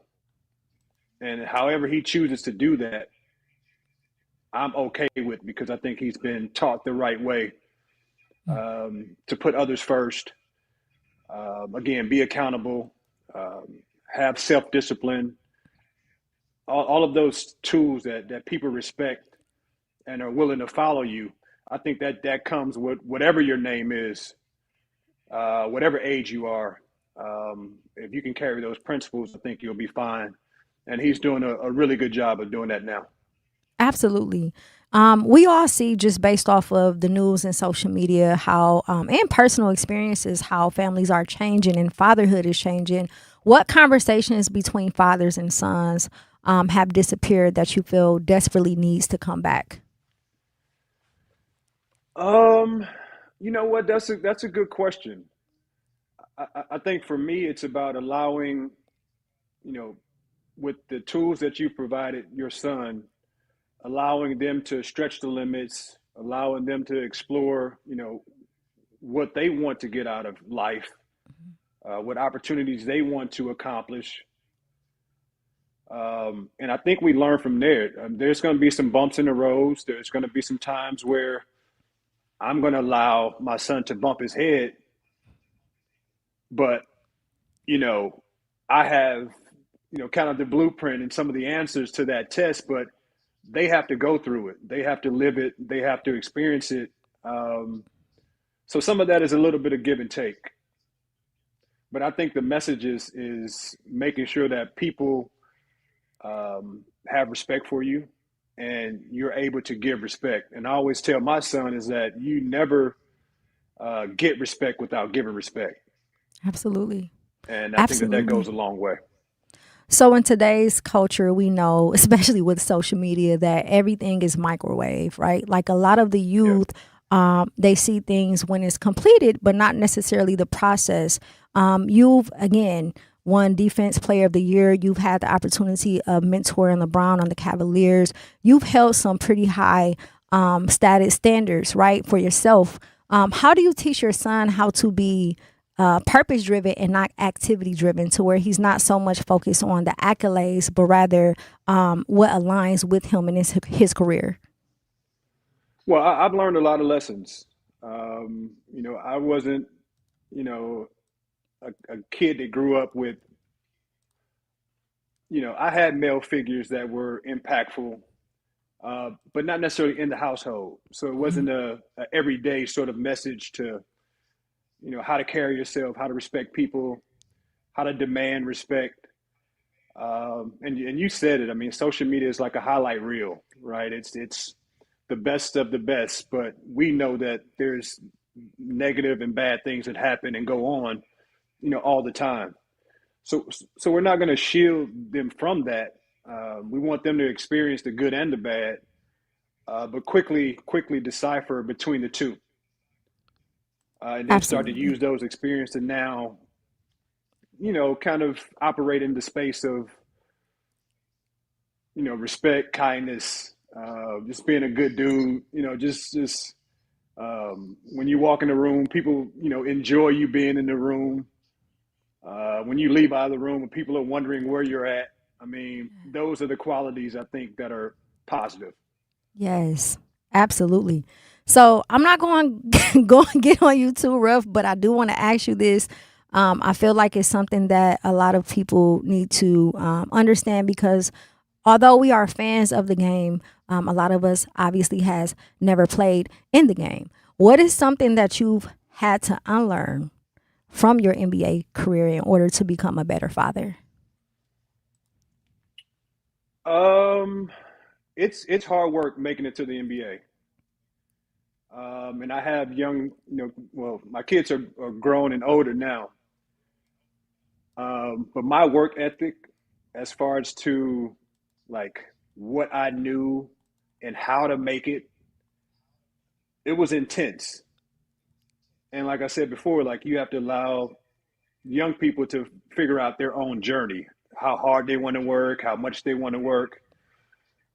So I had to learn that. I had to learn that you have to take a step back, allow people to be who they are. And then when there's adjustments that you can make, then you try to make those adjustments. So I think it being a little bit less intense when it comes to, I think when you set a goal, I had to learn that it's their goal. Yes. And I can help you reach that goal, but I can't put in the work to help you get to that goal, if that makes sense. Absolutely. Absolutely. So I have to ask you this, because I've dealt with this in the past with my ex-husband and my son. When he was playing ball, he played basketball. His dad was his coach. They lived in the same house. And he also taught at the school that he went to. How do you balance being around your son 24/7 and not just the home environment, but his career, to where it doesn't affect you guys' relationship? Man, with all of my kids, I'm a dad first. The athletic Absolutely. things are great. They're fine. I want to be a part of it. I have great experience. I play at the highest level. Just like a surgeon, right? Who've gone to school and have learned all of these techniques. When we're talking basketball or just kind of sports and performance, I can raise my hand and say I know how to accomplish those goals. But I would much rather not create a conflict in the coaching space of me being a coach, because I want my message heard more as a dad in home versus outside in the space on the basketball court or whatever sport. I would much rather prefer, my statue to be, from home. Absolutely. Absolutely. We have NBA legend Larry Hughes. Do not touch that dial. We have to go to commercial break. Make sure you tap in 101.7 The Truth. Freedom has a history. Come experience it. Visit the Milton House Museum, Wisconsin's only certified Underground Railroad site open to the public. Tour the historic 1844 inn, step down into the cellar, and walk through the underground tunnel in the footsteps of freedom seekers who risked everything on their journey to liberty. Hear powerful stories of courage, sacrifice, hope, and determination, and discover Wisconsin's connection to the Underground Railroad and the fight for freedom. Guided tours of the Milton House are available Tuesday through Sunday through Labor Day weekend. Learn more at miltonhouse.org. At Milwaukee College Prep, we believe brilliance lives in every child. Here, students are challenged, supported, and celebrated every single day. With small class sizes, dedicated teachers, and a proven track record of academic excellence, MCP is helping Milwaukee kids reach their fullest potential. Enrollment is still open for grades K-3 through 8. Spaces are limited. Apply today. Give your child a school where they'll thrive. Visit mkeprep.com or call today. Milwaukee College Prep, brilliance lives here. Doctors Without Borders is delivering life-saving medical care where it's needed most in communities around the world. From bandaging war-wounded patients in Sudan to providing clean drinking water in Haiti, we're in more than 70 countries worldwide, bringing patients from sick to recovering, from emergency to aid, from crisis to care. This life-saving care is made possible by a global movement of supporters like you. Thank you.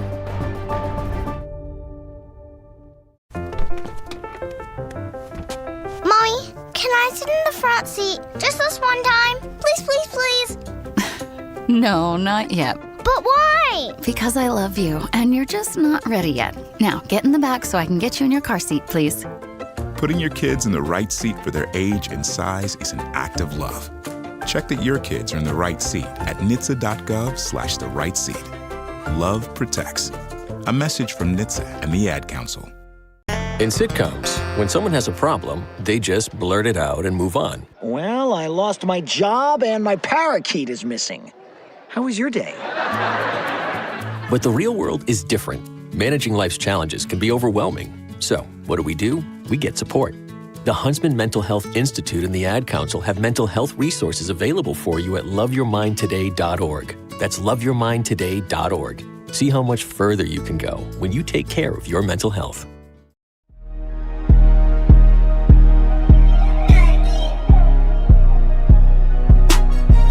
101.7 The Truth. It's your girl Jazz Tyler. We are live and direct at the American Family Insurance Studio in the beautiful heart of downtown Milwaukee.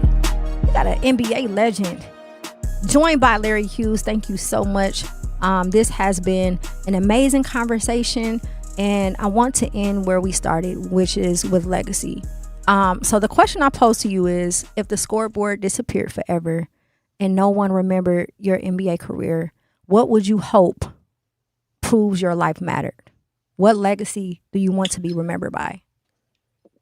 I think my impact on my community, my hometown, my city, that's very important to me. I retired in 2012, and I tell a lot of people, like, sometimes I'm having conversations or I'm in meetings and I forget that I played. I mean, I honestly, forget, like, oh yeah, I did that. Or yeah, I was a part of that experience. So my day-to-day life is about being impactful, creating ecosystems for, sports, young people, communities, to rely on themselves to operate, providing jobs, providing experiences, giving knowledge. That's really what it boils down for me.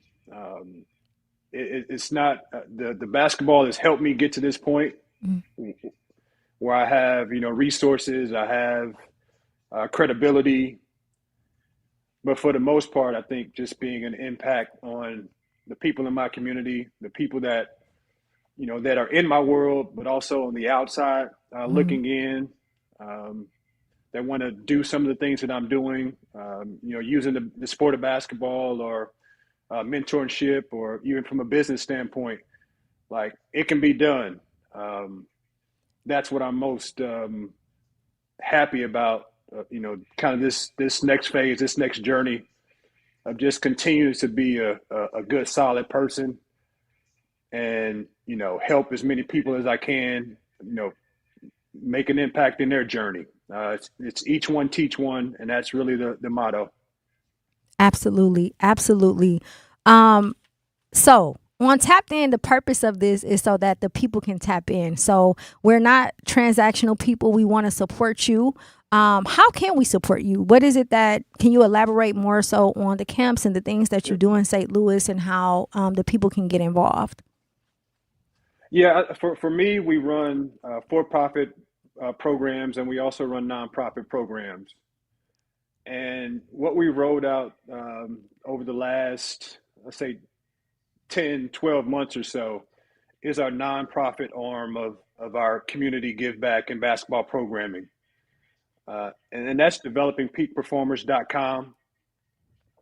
And right now what we're doing is we're providing after school programs for our public school system, our rec centers, our facilities that don't necessarily have development that's implemented into their normal programming. So right now we're out in the community. I'm reaching out to teammates, as I call them, to help me support the young people, impact as many young lives as I can.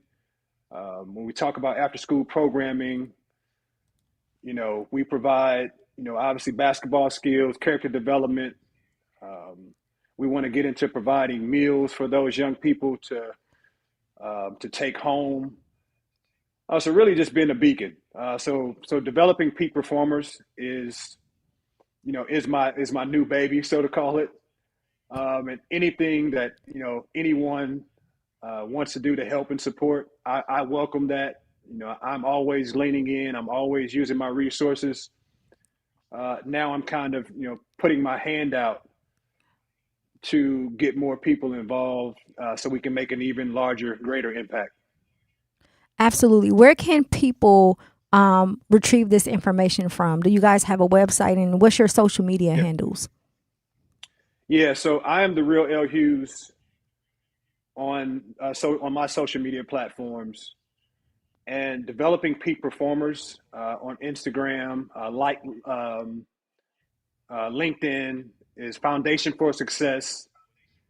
And Jazz, I can send you all of these notes if we can have it, maybe posted at a later date to get the information out. But developingpeakperformers.com is the website where you can find out about the programs and things that we're doing within the community. Okay. And then, so do you guys have any basketball camps or any clinics coming up this summer, during this summer? Oh yeah. We run a full program. Right now we're probably every other week with our summer camps.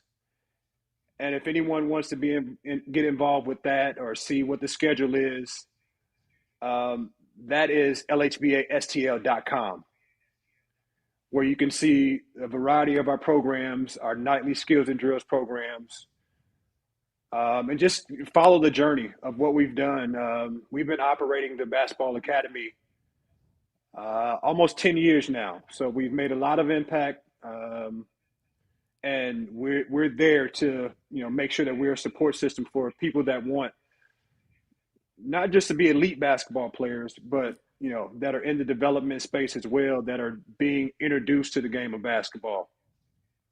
Is this strictly for youth who are in St. Louis, or is this open to surrounding areas as well? No, it's open to surrounding areas. And in a larger scale, we have a company that I'm chairman of. It's Basketball Training Systems, which we work with a number of independent operators to help them provide basketball programming in their areas. Some of the NBA guys that we work with, Chris Paul has a facility in Winston-Salem. Bobby Jackson has a facility in Sacramento. And there's a number of other facilities that we help operate. So depending where you're at, there could be an opportunity for you to be a part of the academy development. Absolutely. So I'm going to do things a little different. As you can see, I don't typically start with the accolades because I want our listeners to learn you for you as a human being and as someone who is active in the community. But since we're talking sports and the academies and things that you have, can you give us a rundown? And don't be humble. It's okay. We want to give you your flowers. But can you give us a rundown of your accolades so that they can understand why you're doing what you're doing with the youth? Well, it all started in St. Louis. I was a part of kind of the first iteration of the Peach Jam, which my 17U team won the championship as a national championship. I was a McDonald's All-American coming out of high school. I went to St. Louis University for one season. I was National Freshman of the Year. I was Conference Freshman of the Year. I was Parade All-American. Was drafted number 8 to the Philadelphia 76ers. I was first team all defense when I made it to the NBA. Led the league in steals. So, yeah, I mean, a pretty good track record that spans, a couple decades. Absolutely. Absolutely. One last question for you. And I know we kind of tapped on it a little bit with the fatherhood, but I just want you to forget about me, the microphones, and the listeners, and just imagine that you're speaking to all of the fathers across St. Louis. What advice do you have for not just fathers, but any men in your community when it comes to mentorship and the need of them actually playing a huge role in the young men that you cater to lives? How important is that, and what is your call to action to your community? I think really tapping into who the young people are. What I do see a lot of times happening is dads living through their kids, really trying to put an adult brain inside of a 10-year-old, which that never works. So allowing your son to have experiences they're going to have, guiding them along the way, being a support system. If you take, my advice and how I decided to do things is, I allow my son to have the court. That's his playground. I'm not necessarily the courtside guy.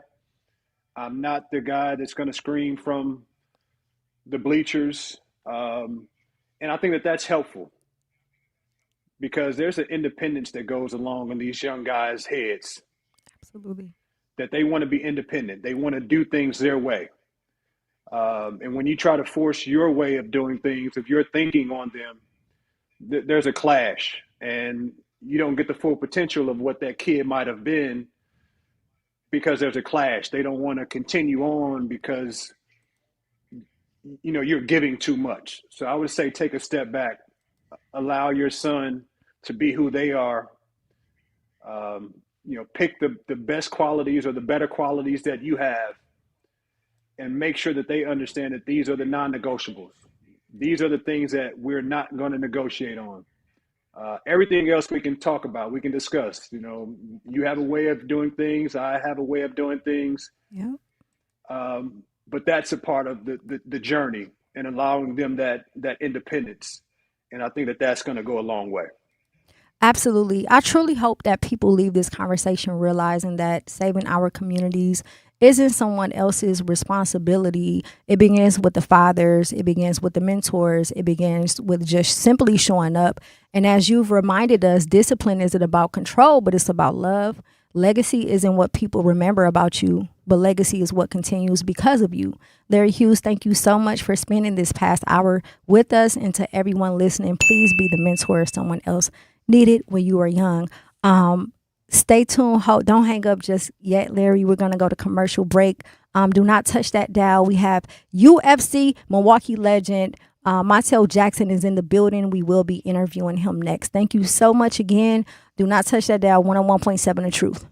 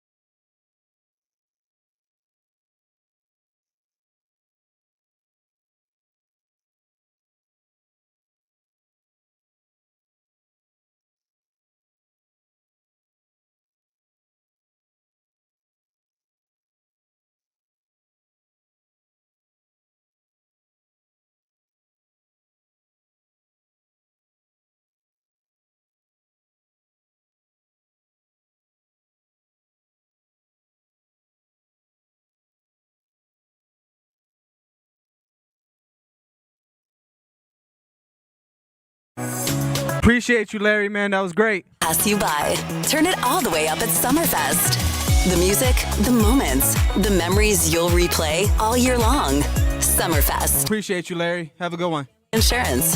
June 18th through 20th, June 25th through 27th, and July 2nd through 4th. Your soundtrack to summer starts here. Get tickets now at summerfest.com. For 250 years, our armed forces have bravely served America. Wounded Warrior Project honors that legacy by supporting post-9/11 service members and veterans like Anthony, a Marine who was injured by a roadside bomb in Afghanistan. They carried me through my injuries, not just my physical, but my mental. And seeing other vets doing the same thing helped me tell myself, hey, you can do this. Join us in honoring warriors at woundedwarriorproject.org/America. In the United States, a vehicle is stolen every 31 seconds, about as long as this message. Luckily, you can take a few easy steps to protect your car in the same amount of time. Remove your valuables, roll up your windows, don't leave your car running unattended, lock your doors, and take your keys or fob. If you have information about a crime, call the police. If you suspect insurance fraud, also call 800-TEL-NICB. A public service message from the National Insurance Crime Bureau. I always had to be so good, no one could ignore me. Carve my path with data and drive. But some people only see who I am on paper. The paper ceiling, the limitations from degree screens to stereotypes that are holding back over 70 million stars. Workers skilled through alternative routes, rather than a bachelor's degree. It's time for skills to speak for themselves. Find resources for breaking through barriers at tearthepaperceiling.org. Brought to you by Opportunity at Work and the Ad Council. I'm Chris Jackamick. I served in the United States Air Force and I deployed 3 times. So in 2017, I was serving as an Air Force First Sergeant. Our motto in that role is my job is people, everyone is my business. But unfortunately in that year, I would lose my own brother, Lance Corporal Adam Jackamick, to suicide. The majority of veteran suicides are from guns. I store my weapons securely, not only for myself, but for my family. Store all your guns securely. Help stop suicide. My service never stops. Brought to you by End Family Fire and the Ad Council.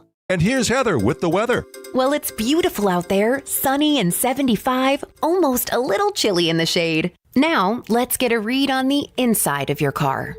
It is hot. You've only been parked a short time and it's already 99 degrees in there. Let's not leave children in the back seat while running errands. It only takes a few minutes for their body temperatures to rise, and that could be fatal. Cars get hot, fast, and can be deadly. Never leave a child in a car. A message from NHTSA and the Ad Council. You're listening to Milwaukee Black Talk on 101.7 FM. The Truth. And 1510 AM. W269DL. Milwaukee. A Milwaukee Black media company.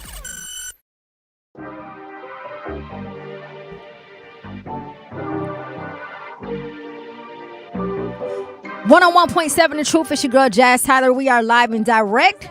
Listen, tonight's conversation is not about fighting. It's about something much deeper. We live in a city where too many young people believe strength is measured by intimidation, where conflict too often ends with gunfire instead of conversation. Yet our guest has built a career around combat, no chaos, but discipline.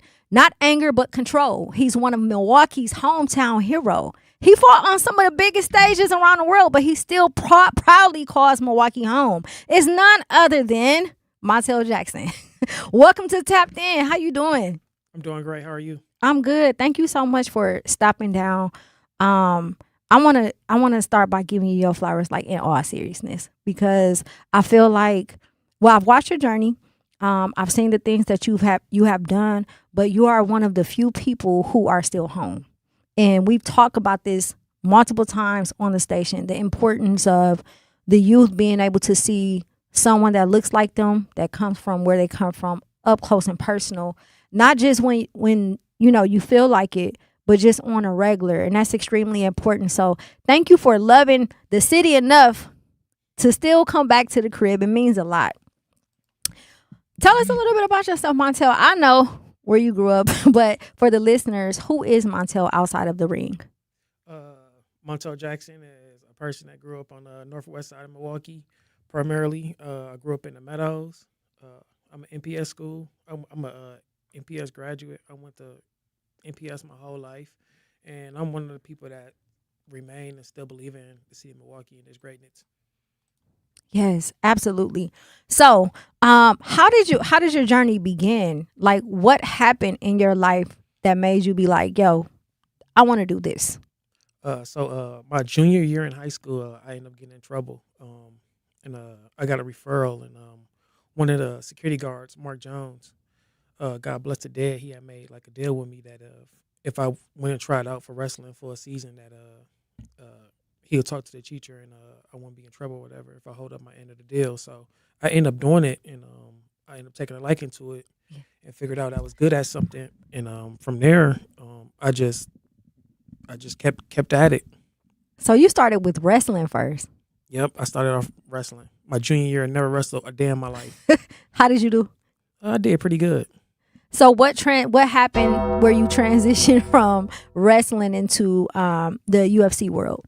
So right after high school, my grandparents ended up getting sick, so I ended up staying back to just take care of my grandparents and then just see them for their last couple years of their life. Yeah. My granddad had like a heart failure, and then my grandma had like a real bad case of Alzheimer's. So okay. At any day it was like it could be over. Yeah. So I didn't want to miss out on that. I love my grandparents, and I spent a lot of time with my grandparents. So I didn't care about nothing at that point, but just like trying to be around to see him off, Yeah. And my friend Devon, he ends up calling me like right after the Olympics end up getting dropped. Like the wrestling guy dropped from the Olympics, he ended up calling me like, Montel, come down to the gym, just come wrestle around with me. And he had been talking about MMA and like he's gonna go out for MMA, do MMA like our whole time in high school. So like I wasn't kind of shocked, but I was like, all right, I come over there and wrestle around with him. And I end up meeting this little Puerto Rican dude named Gato, and he ended up like started teaching me like jujitsu and stuff. Yeah. And from there, I did my first tournament, and he was like talking me to it, like, Montel, you could be champion, like you could change your life. Like, yeah. Like you good at this, like you just naturally good at this, like you should join this gym and do MMA. And from there, like I didn't look back. Yeah. Yeah, that's a story right there. The things that you've faced, the challenges that you face emotionally when it came to your grandparents, amongst other things, is that the inspiration you utilize in the ring? No, no, not really. I really don't try to think about anything in there, but just being focused on the fight and what's in front of me. If you fight from a standpoint of emotions, you're gonna lose. Yes, because you're not thinking clearly. Yeah, and once that adrenaline wears off from that emotional rush, you're done. You're in trouble. You gonna get your beat in that ring for sure. So you grew up on the northwest side, the Meadows to be exact, correct? Yep. Okay. Now, we all know, well, I don't know if the younger generation know, but we all know that there was a stigma when it came to the Meadows back then. Not necessarily anything bad, but it's just that y'all was jumping you. Yeah, you was brought jumped. up a certain way. You're getting jumped. Absolutely. They're jumping you. If you fight one of them, you fight all of us. So like, yes, indeed, they jumping you, and that's really how like we're really like I became good at fighting. Like, yeah. Some of my friends till this day, like we became friends because we fought each other every day. Yeah. So like. We wasn't ever like big into like, going to get a gun or like you thinking you tough because you got a gun. Like if you thought you was tough or you thought you was bad, come fight me. You gotta fight them. Yeah. So like this whole stigma of like people just going to go get a gun and all that stuff. Like I don't come from that era. Yeah. That's some of like this new generations that have been misled, but it's like, no man, like you're not bad. Yeah. Like, if you end up using a gun on somebody the wrong way, where you going, ain't no guns. That's right. Come on now. So like you got to know and understand that. That's a bar. Come on. Yes, indeed. Yes, indeed. So things that you learned from growing up in the Meadows in that area in particular, is there something from that time frame that taught you how to take that and use it as inspiration while you're fighting? Like what part of Milwaukee lives in you when you step inside that ring? Without a doubt, the north side. That's right. Without a doubt, the north side. Yeah, so you whoop them like you getting jumped, like it's more than one person. Yeah, like you be lucky to get a 1-on-1. Yeah, like everybody like they fighting you. Yeah, and like ultimately, if you lost, you got jumped. They jump you regardless. So like you better be ready to fight for your life. Yeah, And secondly, it just like it feels so nostalgic. Like growing up over there, like I worked at the store. That's like part of my nickname is Quick. Like I grew up over there. I worked at the convenience store. I worked at the liquor store. So like I came across all different types of people, good and bad, you know. And I felt like each one of them people taught me something. Yeah. Whether I wanted them to teach me something or not, they taught me something. And one of the biggest things is like always be confident. Yes. Like being aware and being like sure of who you are without somebody having to tell you. You don't got to be what people want you to be or think you should be. And if all else fails, just work hard.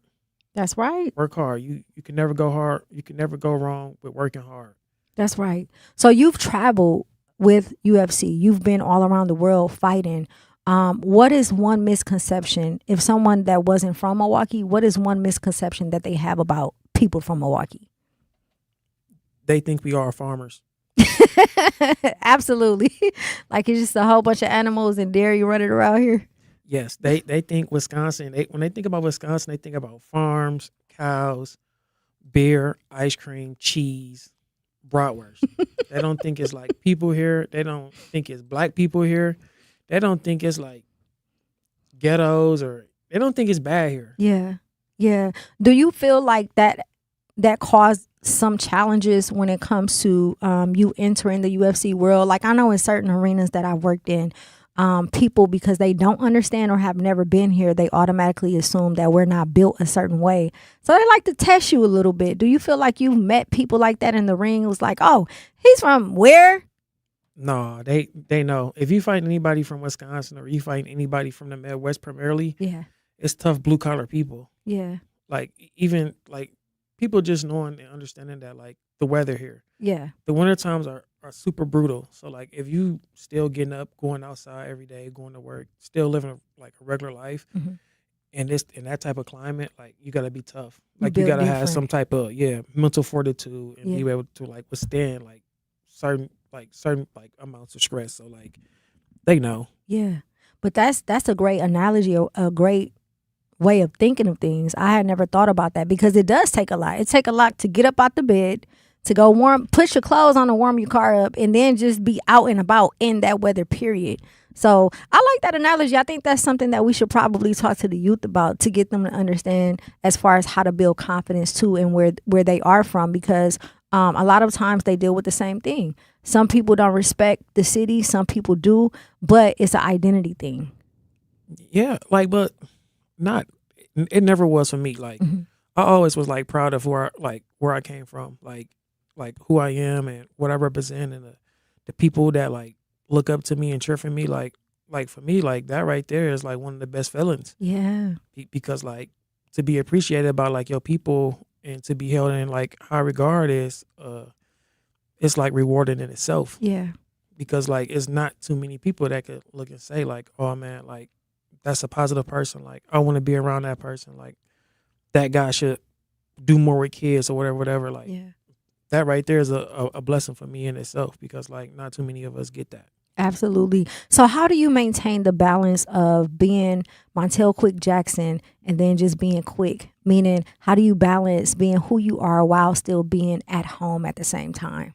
I'm Montel. Like I'm not one of them dudes to get on the internet and try to like go viral, or like I'm on here playing a character or like some sort or like gimmick or whatever. Like what you see is what you get. Like I always try to be real and I always try to be authentic, because this day and age, like so many kids get they get manipulated, they get tricked into thinking like their favorite rapper is still out here committing crimes and like doing stupid stuff, or they think like what they see on a movie or what they promote on the internet or whatever is real, and it's not. Absolutely. It's not. So I try to be as authentic as possible. Absolutely. So there is no confusion. Absolutely. At all. Absolutely. We are sitting here with a Milwaukee legend, a UFC legend, Montel Jackson. We got to go to break. Do not touch that dial. 101.7 The Truth. Not completing high school is more of a social thing than it was an academic thing. Even though all these years have passed, I still had that longing to have my diploma. At age 30, Carissa finished her high school diploma. If you're even considering getting your high school diploma, you can do it. No one gets a diploma alone. If you're thinking of finishing your high school diploma, you have help. Find free adult education classes near you at finishyourdiploma.org. That's finishyourdiploma.org. Brought to you by the Dollar General Literacy Foundation and the Ad Council. Hear that? That's the sound of your life. Perfectly imperfect. Beating in rhythm to the world you've created.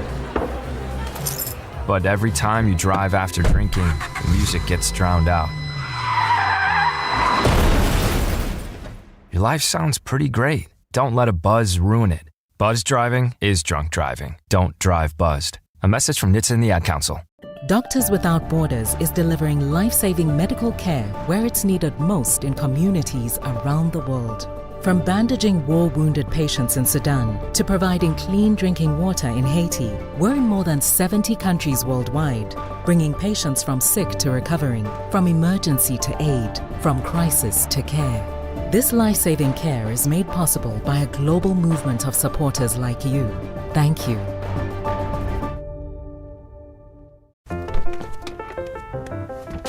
Mommy, can I sit in the front seat just this one time? Please, please, please. No, not yet. But why? Because I love you, and you're just not ready yet. Now, get in the back so I can get you in your car seat, please. Putting your kids in the right seat for their age and size is an act of love. Check that your kids are in the right seat at nhtsa.gov/the right seat. Love protects. A message from NHTSA and the Ad Council.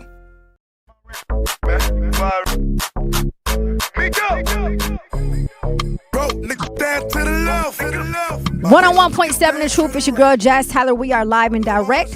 Looking to discover and support local businesses in our community? Then make sure that you tune in every Friday at 8 a.m. to The Truth in the Morning Show with Bailey Coleman for What the Business Is, powered by We Energies. Each week, you'll hear from local business owners as they share what their business is, where they are located, and one valuable lesson they've learned along the way.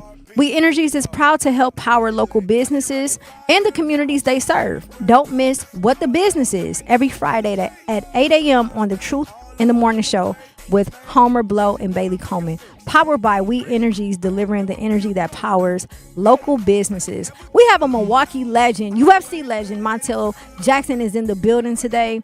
We are talking life legacy. We are talking Milwaukee. We are talking discipline, right? We are talking awe. As you mentioned early, you grew up on the Northwest side, and some of the challenges that not just you, but people in that area had to face was just fighting, being jumping people. You know, all in all, it's a different generation. It was something that I wish still exists in this generation because we probably would have been able to save more lives. So with that being said, you and someone else can grow up on the same block, right? One person becomes a professional athlete, another ends up in prison. What do you think separates those paths? Confidence. Being able to stand by yourself. Yes. Being able to see everybody going one direction and you go that other direction on your own. Yes. So like for me, like it's a little worse. Like majority of my friends, well, like a lot of I won't say all, but the majority of my friends, they either dead or in jail. Yeah. So like when I go to like my parents' house or I go by like their people's house and stuff, it's like pictures I don't even look at because like it's all of us and then it's just me. Everybody dead or everybody in jail but me. So like it's always like a constant reminder. Even like going to like some of like the like riding through like some of the neighborhoods and stuff I used to be in and hang out in, like it's nostalgic, but then it kind of hurts. Yeah. Because it's like, man, like all my friends are like gone and it's just me. So like the biggest thing for me was just confidence. Confidence. Not being able to stand by myself. Absolutely. So how do you keep your mental, like my biggest thing is whenever I move back home is it's hard. The reason why I leave because it's hard to heal in the environment that made me sick, right? Similar to what you mentioned, when you go certain places, there's good and bad memories, right? How do you deal with that mentally? What is your escape outside of the ring? I'm still here. Yeah. Like I'm still here. I'm resilient. Yeah. So like everything that could have like took me down or like put me in jail or caused me to die or whatever, like I beat everything. Yes. I beat all odds. I beat all like the statistics. Whoever came up with them numbers were dead wrong. Come on now. They Don't were count dead me wrong. out because they can't count. Hey, they can't count at all. Yes, So, like, indeed. So like just coming through like all that, it just remind me that I am a winner. Yeah. Absolutely. Absolutely. We have a caller on the line, Dareem. He wants to tap in with Montel. Thank you so much for joining us. How are you? Great. How you guys doing? All is well. Dareem, what's up? What's up, champ? How are you? I'm great, man. I'm great. How are you? Good, buddy. Good. I just got off of work. I'm tuning in now. I'm tapping in, I should say, right? Absolutely. Do you have a question for Montel or a comment? Yeah. I was thinking last time I seen him, I didn't get a chance to ask him, but what's on the stages for him? I mean, where's he going to be at in the next year and a half? Are we going to see my man fighting for a belt here soon, or what's going on with that? Man, God willing, man. I go out here, I knock out like 3 of these dudes in a row, man. I'd definitely be fighting for one of them belts. That's awesome. And then another thing I wanted to say was, what's going on? Are we going to be seeing more of Montel locally? Yeah, of course. I'm gonna try to get out there a little bit more and try to just like pop out to some local events that I can support youth wise and like charitable.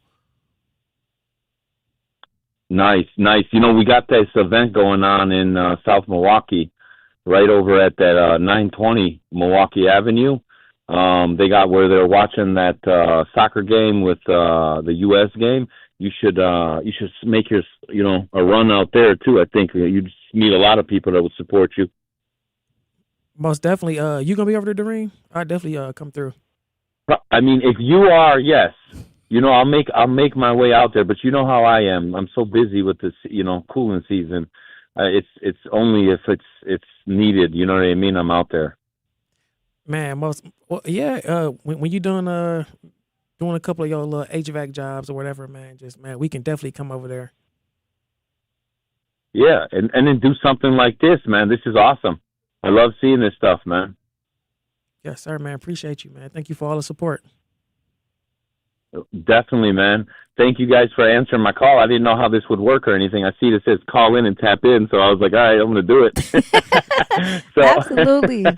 Thank you for tapping in with us, and thank you for not just supporting, by calling in, but just supporting Montel overall. Definitely. Thank you guys. You guys take care, champ. I'll see you. Yes, sir. Thank you. Thank you. So we know that you are amazing at what you do, right? But we also know as adults that there's only so much talent has to do with it. How much of success comes down to talent, and how much comes down to decisions? Talent can only take you so far. Mm-hmm. Sometimes talent will take you or get you in rooms that your character not ready for. Come on now. So ultimately, I've seen fighting and just being around sports in general at the highest level that coaches will take a guy with good character over a guy with bad character and good talent any day, because they gonna look at that guy's like he's gonna be a cancer. Yes, he's gonna negatively influence the teammates around him. They don't want that. They don't need that. So for me, like, decisions is everything. Yeah, because it only take one bad decision to cost you everything. Yeah. So like, I always think and like weigh my options before I do anything. If I gotta think about what I'm about to do, I shouldn't be doing it. That's right. It's gonna be a no. That's right. So to me, that means that character outweighs talent, right? Every time. While you're building your talent, build your character at the same time. And if you aren't building both, then you probably should not be utilizing your talent in any capacity.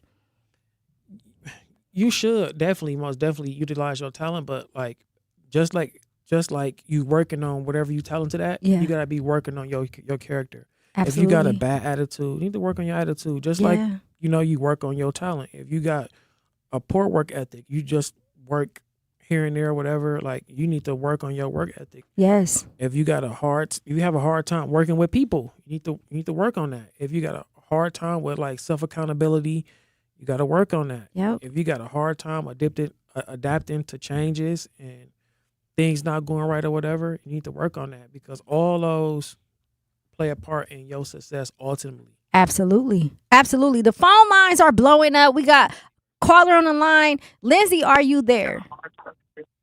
Yes, I'm here. How are you? I am well. Thank you so much for tapping in. Do you have a question or a comment for Montel? Yeah, I just wanted to make a comment quick. Montel Jackson, huge fan. He's a teammate of mine. I just wanted to call in, show him some love. He's the reason why I'm doing this. So, brother, I love you. Thank you for inspiring me. Thank you, Lindsay. See you tomorrow at sparring. Yes, sir.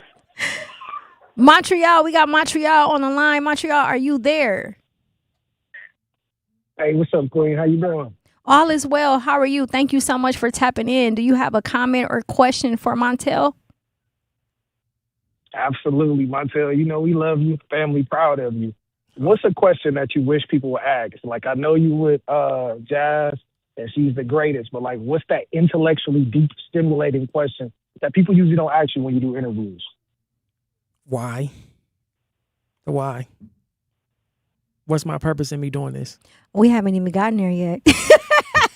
But thank you for asking that. Absolutely. What is your purpose? My purpose in doing this is to win. Yeah. It's to be the ultimate competitor. It's to win and to ultimately inspire like other people to like follow their dreams. Absolutely. Absolutely. And as you can see, it worked because the last caller just stated that they're doing it because of you. I used to call Lindsay every week.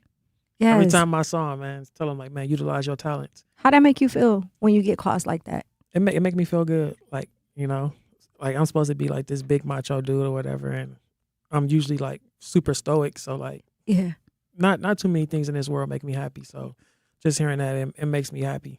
Absolutely, absolutely. We have the caller on the line. The caller, are you there? Yes, I am, Brother Jackson. Salute to you. And I don't follow UFC, but I will now that I know that someone from my community is rising. And I hope that along with you, with that, your character will change some things because what happened at the White House, and I know probably being involved with the UFC, you can't speak on it, with Josh Hokett and the things and the lies that he told about our forever First Lady, Michelle Obama. I hope that in the same powerful, classy way that President Obama and Michelle Obama have responded to all the racism, I hope that your light that I can hear over the line becomes far more popular than the divisiveness that was allowed at a place where slaves built. You know, so being from Milwaukee, I know you know it's called one of the most segregated places in America, but just I'm listening to you and your friends talk, and Jazz can probably speak to this too. Regular people, even in the communities that they say, you know, people of different races and different cultures don't get along, regular people, day-to-day people, many times become family. I have people who look nothing like me who love just as much as blood relatives. And that actually, I don't know if you've spent time in Sherman Park area, growing up in a diverse area like that, where Tony Smith, if you're familiar with him, one of the first professional athletes from here in Milwaukee, and myself grew up playing basketball, is a very diverse area with people of all racial backgrounds, all religions. And so I hope that you are as vocal as you can be about the fact that this place that we live in my opinion, is the last chance on earth for mankind to come together. And Milwaukee is, you know, from our standpoint, we know it's a great example of that. on the ground. Yep. Absolutely. Thank you so much, the caller. It's always a pleasure. Thank you so much. We have another caller on the line. AJ, are you there? Yeah, I'm here. Yo, hey, yo. Thank you for tapping in. Do you have a comment or question for Montel? Yeah, I got a question and a comment. Why ain't you in UFC 6 first off? And I want to say, bro, I love you. I live in the middle of Indiana. You are one of my goats. You got robbed against Figgy and you got robbed against Rowney. I believe that. And when you knocked out Damon, that meant the world to me. You are my goat, bro. Thank you, man. Thank you. You got a comment about the UFC 6? So like UFC 6, like I know I took some pictures and I did some of the work to be in the game. So I don't know like if I came like a little bit after they did the production and everything for me to be released in the game, but I'm pretty sure I should probably be in the next one. Absolutely. We're going to make sure of it. Yeah, That's what we're here for, right? When we come back, I want to talk about violence, not inside the cage, but outside of it, and why those may be two completely different conversations when it comes to something like UFC and when it comes to violence. Do not touch that dial. We got to go to break. It's your girl, Jazz Tyler. We got Montel Quick Jackson in the building, 101.7 The Truth. For 250 years, our armed forces have bravely served America. Wounded Warrior Project honors that legacy by supporting post-9/11 service members and veterans like Anthony, a Marine who was injured by a roadside bomb in Afghanistan. They carried me through my injuries, not just my physical, but my mental. And seeing other vets doing the same thing helped me tell myself, hey, you can do this. Join us in honoring warriors at woundedwarriorproject.org/America. In the United States, a vehicle is stolen every 31 seconds, about as long as this message. Luckily, you can take a few easy steps to protect your car in the same amount of time. Remove your valuables, roll up your windows, don't leave your car running unattended, lock your doors, and take your keys or fob. If you have information about a crime, call the police. If you suspect insurance fraud, also call 800-TEL-NICB. A public service message from the National Insurance Crime Bureau. I'm Chris Jackamick. I served in the United States Air Force and I deployed 3 times. So in 2017, I was serving as an Air Force First Sergeant. Our motto in that role is my job is people, everyone is my business. But unfortunately in that year, I would lose my own brother, Lance Corporal Adam Jackamick, to suicide. The majority of veteran suicides are from guns. I store my weapons securely, not only for myself, but for my family. Store all your guns securely. Help stop suicide. My service never stops. Brought to you by End Family Fire and the Ad Council. Not completing high school is more of a social thing than it was an academic thing. Even though all these years have passed, I still had that longing to have my diploma. At age 30, Carissa finished her high school diploma. If you're even considering getting your high school diploma, you can do it. No one gets a diploma alone. If you're thinking of finishing your high school diploma, you have help. Find free adult education classes near you at finishyourdiploma.org. That's finishyourdiploma.org. Brought to you by the Dollar General Literacy Foundation and the Ad Council. Hear that? That's the sound of your life. Perfectly imperfect. Beating in rhythm to the world you've created. But every time you drive after drinking, the music gets drowned out. Your life sounds pretty great. Don't let a buzz ruin it. Buzz driving is drunk driving. Don't drive buzzed. A message from NHTSA and the Ad Council. And here's Heather with the weather. Well, it's beautiful out there, sunny and 75, almost a little chilly in the shade. Now, let's get a read on the inside of your car. It is hot. You've only been parked a short time and it's already 99 degrees in there. Let's not leave children in the back seat while running errands. It only takes a few minutes for their body temperatures to rise, and that could be fatal. Cars get hot, fast, and can be deadly. Never leave a child in a car. A message from NHTSA and the Ad Council. Every day I get to fight.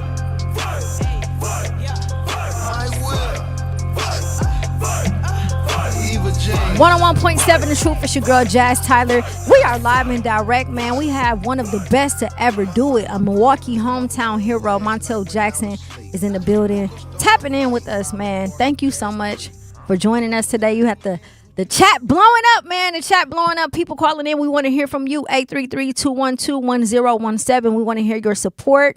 If you have a question or a comment, again, that's 833-212-1017. So before we went to break, I was speaking about the violence in the city as it pertains to the youth.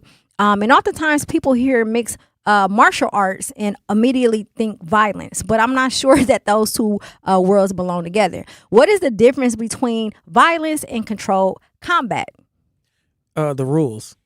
Okay, it's rules. Like that's right. It's rules. Even long before the fight, you gotta have like a certain level or ability to even fight. Mm-hmm.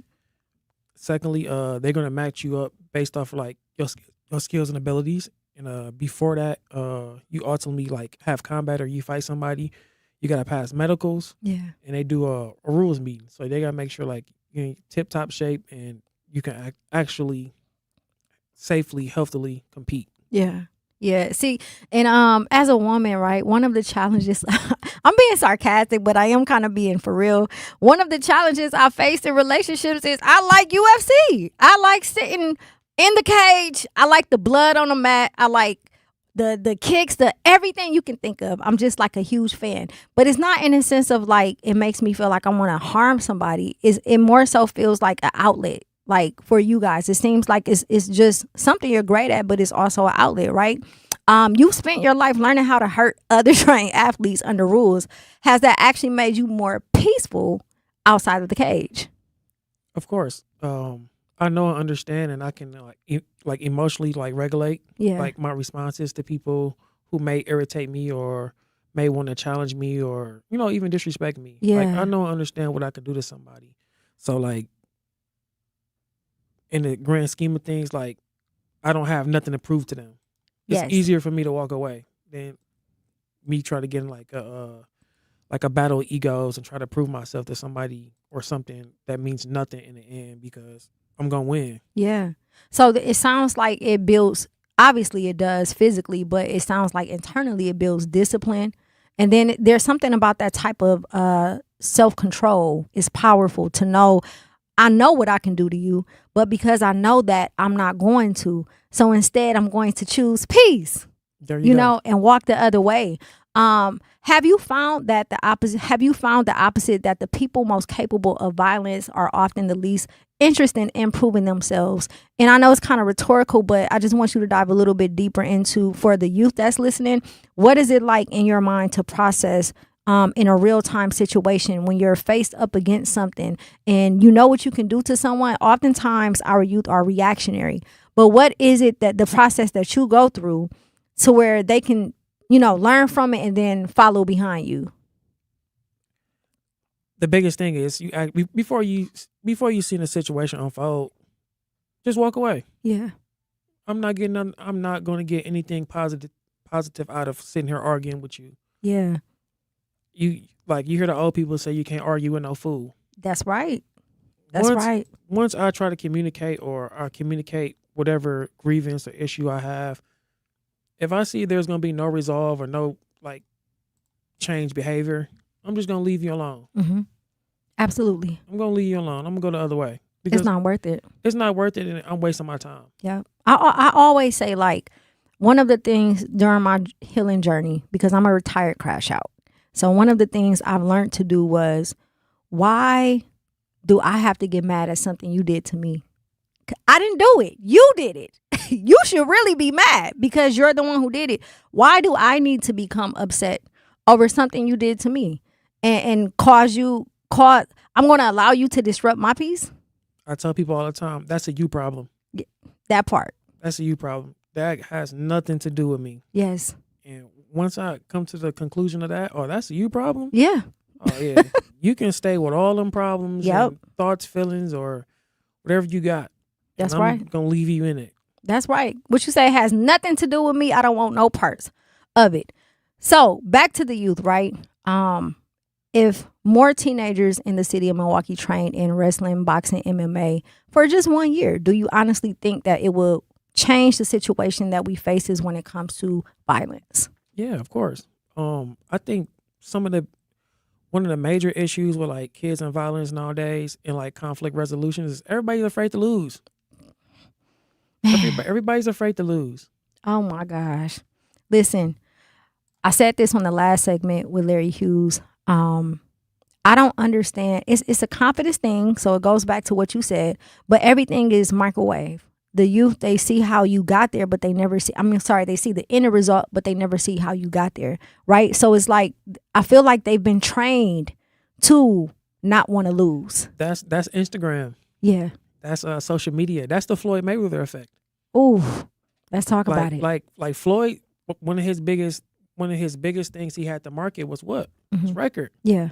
His record. And he figured out that majority of people, if I can tie into this character of not getting people to not like me, the people that hate you or that's invested in not hating you, they will pay to see you lose, or they will pay to see, that yes, your downfall, your demise, your loss. Like, absolutely, man, I don't like this guy. So like, that's one of the biggest things. No one wants to lose, especially you don't want to lose in front of 1 million people. Yeah. Like, soon as most people start fighting, they're gonna pull out a phone. So like most people, they're gonna realize I'm gonna be all over the internet.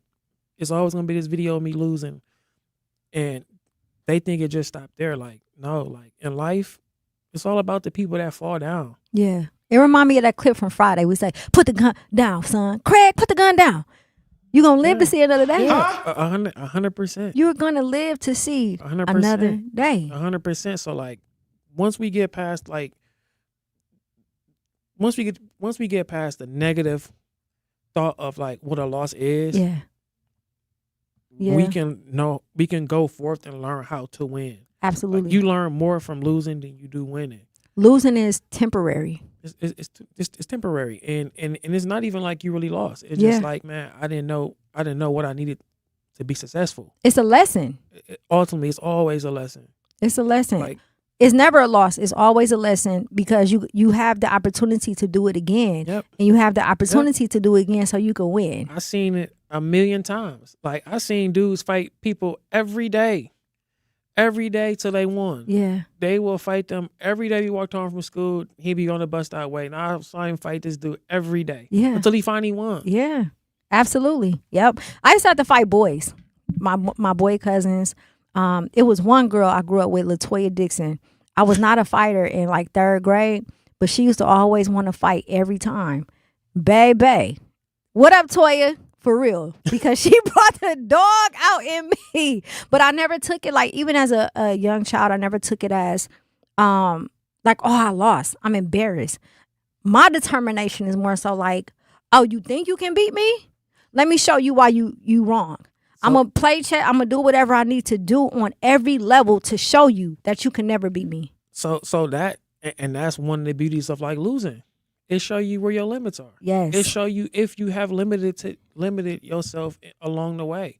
So like losses, they just really expose like what you need to do, where you really at. Yeah.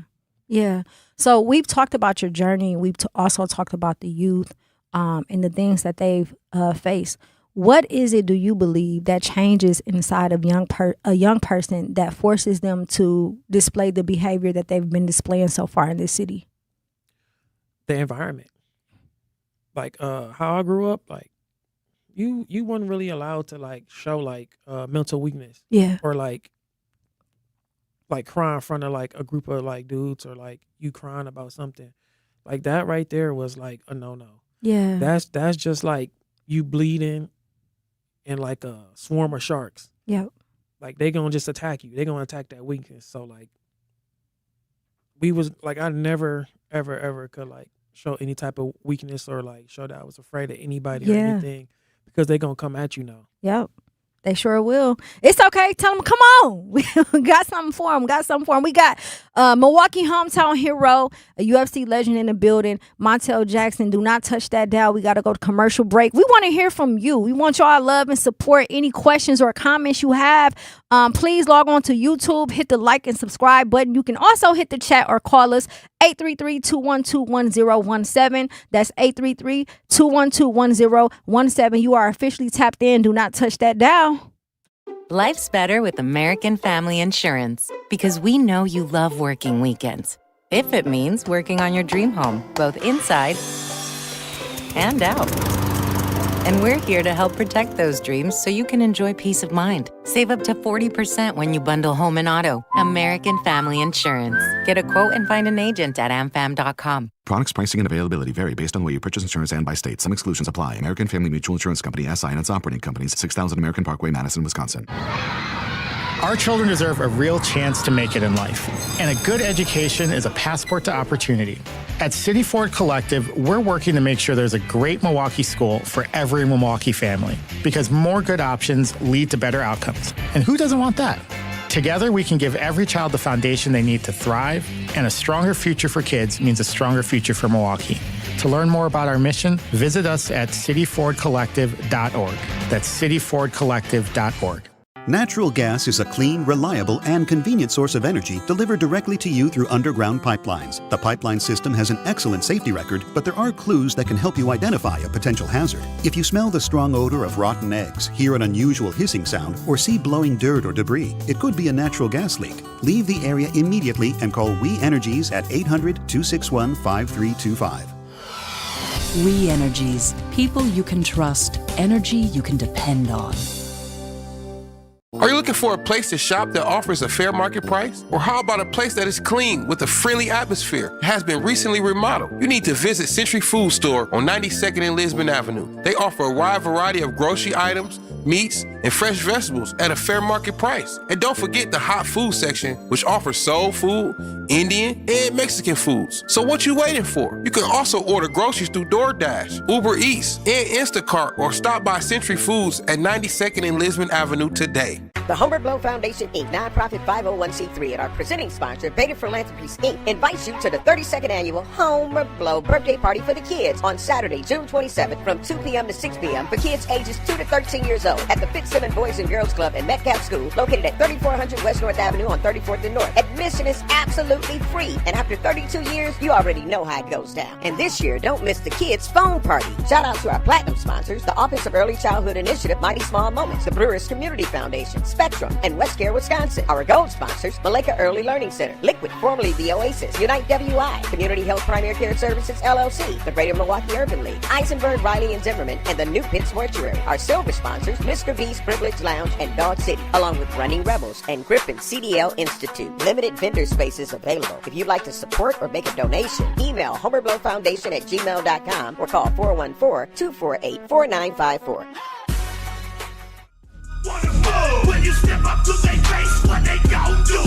If you fall up in the club and you 101.7 The Truth. It's your girl Jazz Tyler. We are live and direct at the American Family Insurance Studio in the heart of beautiful downtown Milwaukee. We have one of the best to ever do it, raised on the northwest side, right here in Milwaukee. Montel Quick Jackson. How you feeling? I'm feeling great. It's been an amazing interview. I'm excited. A lot of love and support. I know we kind of touched on this earlier, but I want to touch on it again because specifically for the youth. You deal with youth, I deal with youth as well. And we all know that a lot of situations that's happening in this city is based off emotions. It's not logic. It's just based off of how that person feels in that moment, and then they become reactionary and impulsive, and then they make a split decision, right? So this analogy is something that I want to propose to the youth, but with UFC. When you are in the ring, and you did mention it earlier, but I want you to go a little bit more into detail. How do you stop? Like you basically said that you cannot win a fight by being emotional. Why is it important to think logically when you're in a fight versus with emotions? And not just a physical fight. It could be a mental fight. It could be physical or whatever. But I just want the youth to take this information and know that when they're faced with challenges, that they have to have this same thought process so that they can get out their feelings. Sometimes just because something feels good don't mean it's ultimately good for you. Yeah. And if you always caught up in your feelings, or you always chasing what feels good, Mm-hmm. you will never do what you ultimately need to do. Yes. and you're never gonna fully do it consistently like you should to get the result that you want, because you're doing it based off of your feelings and how you feel and your mood for the day. Absolutely. People never feel like going to work. Yeah. But they got to get up and go to work. That's right. People never feel like doing tough things or like hard stuff, but they got to do it. That's right. In order to be successful. So like, you never want to be caught up in your feelings or, living like or doing stuff based off of how you feel. Because if you go with your feelings, you ain't gonna never get nothing done. Absolutely. Get out your feelings and get in your bag. Get in your bag. So, I know with training at the level you have trained, there's not many things that you fear, right? What has fighting taught you about fear that applies to everyday life? It's not real. That's right. Come on now. That's my kind of talk. Fear is not real. It's an illusion. Yeah. It's something that you're making up. Yeah. So like a lot of times that like people will be afraid of something that's gonna happen and it never happens. Mm-hmm. It was only them. Yeah. So like in the ring and in general, like you always want to be unafraid. Mm-hmm. You want to be bold. Absolutely. You want to be brave. Sometimes it might just take you being like a brute, but you having no thought at all. You just going over there to I'm about to go over here and just smash this thing. Yeah. And that's it. Yeah. You want to make it as simple as possible. Self-control, to the youth that's listening, or anybody rather, self-control is the greatest power you can have.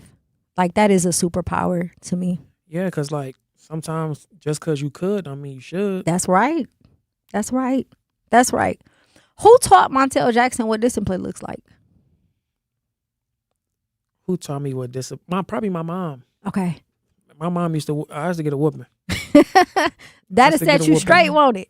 Every time. Yeah. Just knowing and understanding that like, hey man, if you mess up, mm-hmm. you getting messed up. Yeah. So like that right there taught me like valuable stuff about like my behavior and accountability and understanding that like whatever you do in this world, good or bad, is always consequences. Yes. So, absolutely. So being able to like understand or make a good choice of judgment based off of the outcome of the consequences, it saved me a lot of like the heartache and like pain of like, getting whoopers or just like ultimately just disappointing my mom. Yeah. Like my mom had to work, I Yeah. have five other brothers and sisters, like 5 other siblings. So like my mom couldn't afford to take off work because I'm Yeah. acting a fool or like I'm not behaving. Yeah. All this stupid stuff. So like, That's consideration. yeah. So like I was taught early that like my actions and behavior, it affect everybody. Yeah. So like I got to be aware of myself. That's what I try to instill in the youth I work with. And I'm glad you mentioned that so that they can hear it from someone else too, because even with my children, I deal with it. It's like, be considerate. Be considerate that someone else is making sacrifices so that you can do what you do. Be considerate that I may not want to do what I'm doing, but I don't have a choice. And I love you enough to do what I'm doing so that you can do what you do. And if you love me enough back, then you will do what you need to do so that there won't be, any problems, any issues. You are successful now in your own way, right? You can bring your life almost anywhere, yet Milwaukee still matters to you. What does Milwaukee get right that people don't celebrate enough? We ultimately are together. I agree. In a dysfunctional way sometimes. Yeah, it take everybody to keep this city running. Yeah. So like even like the negative stigmatism or like the north side or the south side or like the east side or just like the rough patches of Milwaukee, like we ultimately are all together and we ultimately need each other. Yeah. And if we all want to be successful and live amongst each other or live separately, mm-hmm. we all gotta learn how to work together. Facts. We all gotta work together. And I try to tell people like I want for like myself mm-hmm. what I want for my friends or I want for my neighbors. Yeah. Like I want to be successful. I want my neighbors to be successful. Yes.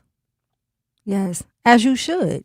As you should, because when everybody eat, the family don't feud. Exactly. And like rising tides raises all ships. That's right. So if I can help, or I can do my part in helping like my community or my neighbors, like I know in the end it's gonna help me. Yes, absolutely. Absolutely. So, legacy. Years from now, when people say your name, what do you hope they think of first? Philanthropist. Yep.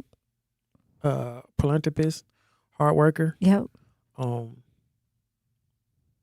Talented. Yes. And like ultimately like a person that sacrificed. Yes. A lot. So I know earlier we had a caller who mentioned it, but I like to do my interviews a little different before we get into, I'm not a subjective person.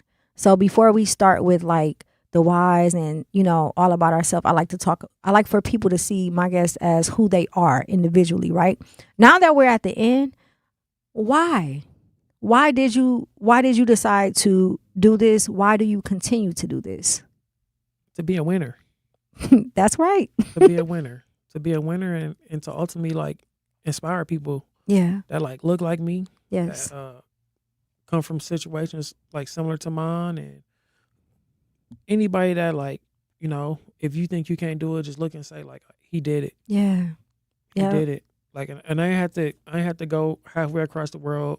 I didn't have to go there, go here. I ain't have to sell my soul. Come on now. I ain't have to like be something I'm not. I ain't have to get on the internet saying crazy things or being a clown or some stupid stuff. Like, I did it my way. Yeah. Come and on. I did it like realistically. Yeah. You know, authentic as possible. I feel that to my core, because I don't talk often about, you know, my journey, but I echo the same sentiment. A lot of stuff that could have been done, I didn't do. You know, people say, wow, you did this, you did that, why you back at home? Because I didn't do what I could have done. I did it my way, and I'm authentically myself. I can still go to bed at night. I can still look myself in the mirror and know that did not shortchange all of the work that I put in. And I'm okay with that. You know, I'm okay with coming back home whenever I need to, because at the end of the day, jazz is still jazz. Being up, like, I try to tell people all the time, like, if you got a price, you don't got no integrity. Come on. So like, I'd rather be broke, destitute, but still be able to walk around with my head held high. Because I didn't have to sacrifice my morals or like ethics to like get something. That's right. That's right. And to have everything and still have nothing. It's a great feeling. It's a great feeling. It's a great feeling. So before we head out, what advice do you have for the youth? Any upcoming projects and shout outs? Number one, I want to shout out my gym. My teammates, Pure Vita. I want to shout out City Kids Wrestling, which like I came up with. That was like the program that got me wrestling. It's a nonprofit in the city of Milwaukee. Shout out to Roger Quindell, Corey Usher, Tony Smith, Mr. Ferez, Truman McGee. Truman used to take us around. Yeah, Truman used to take us around everywhere. And my high school coaches, Mr. Kempowski, Kalaji.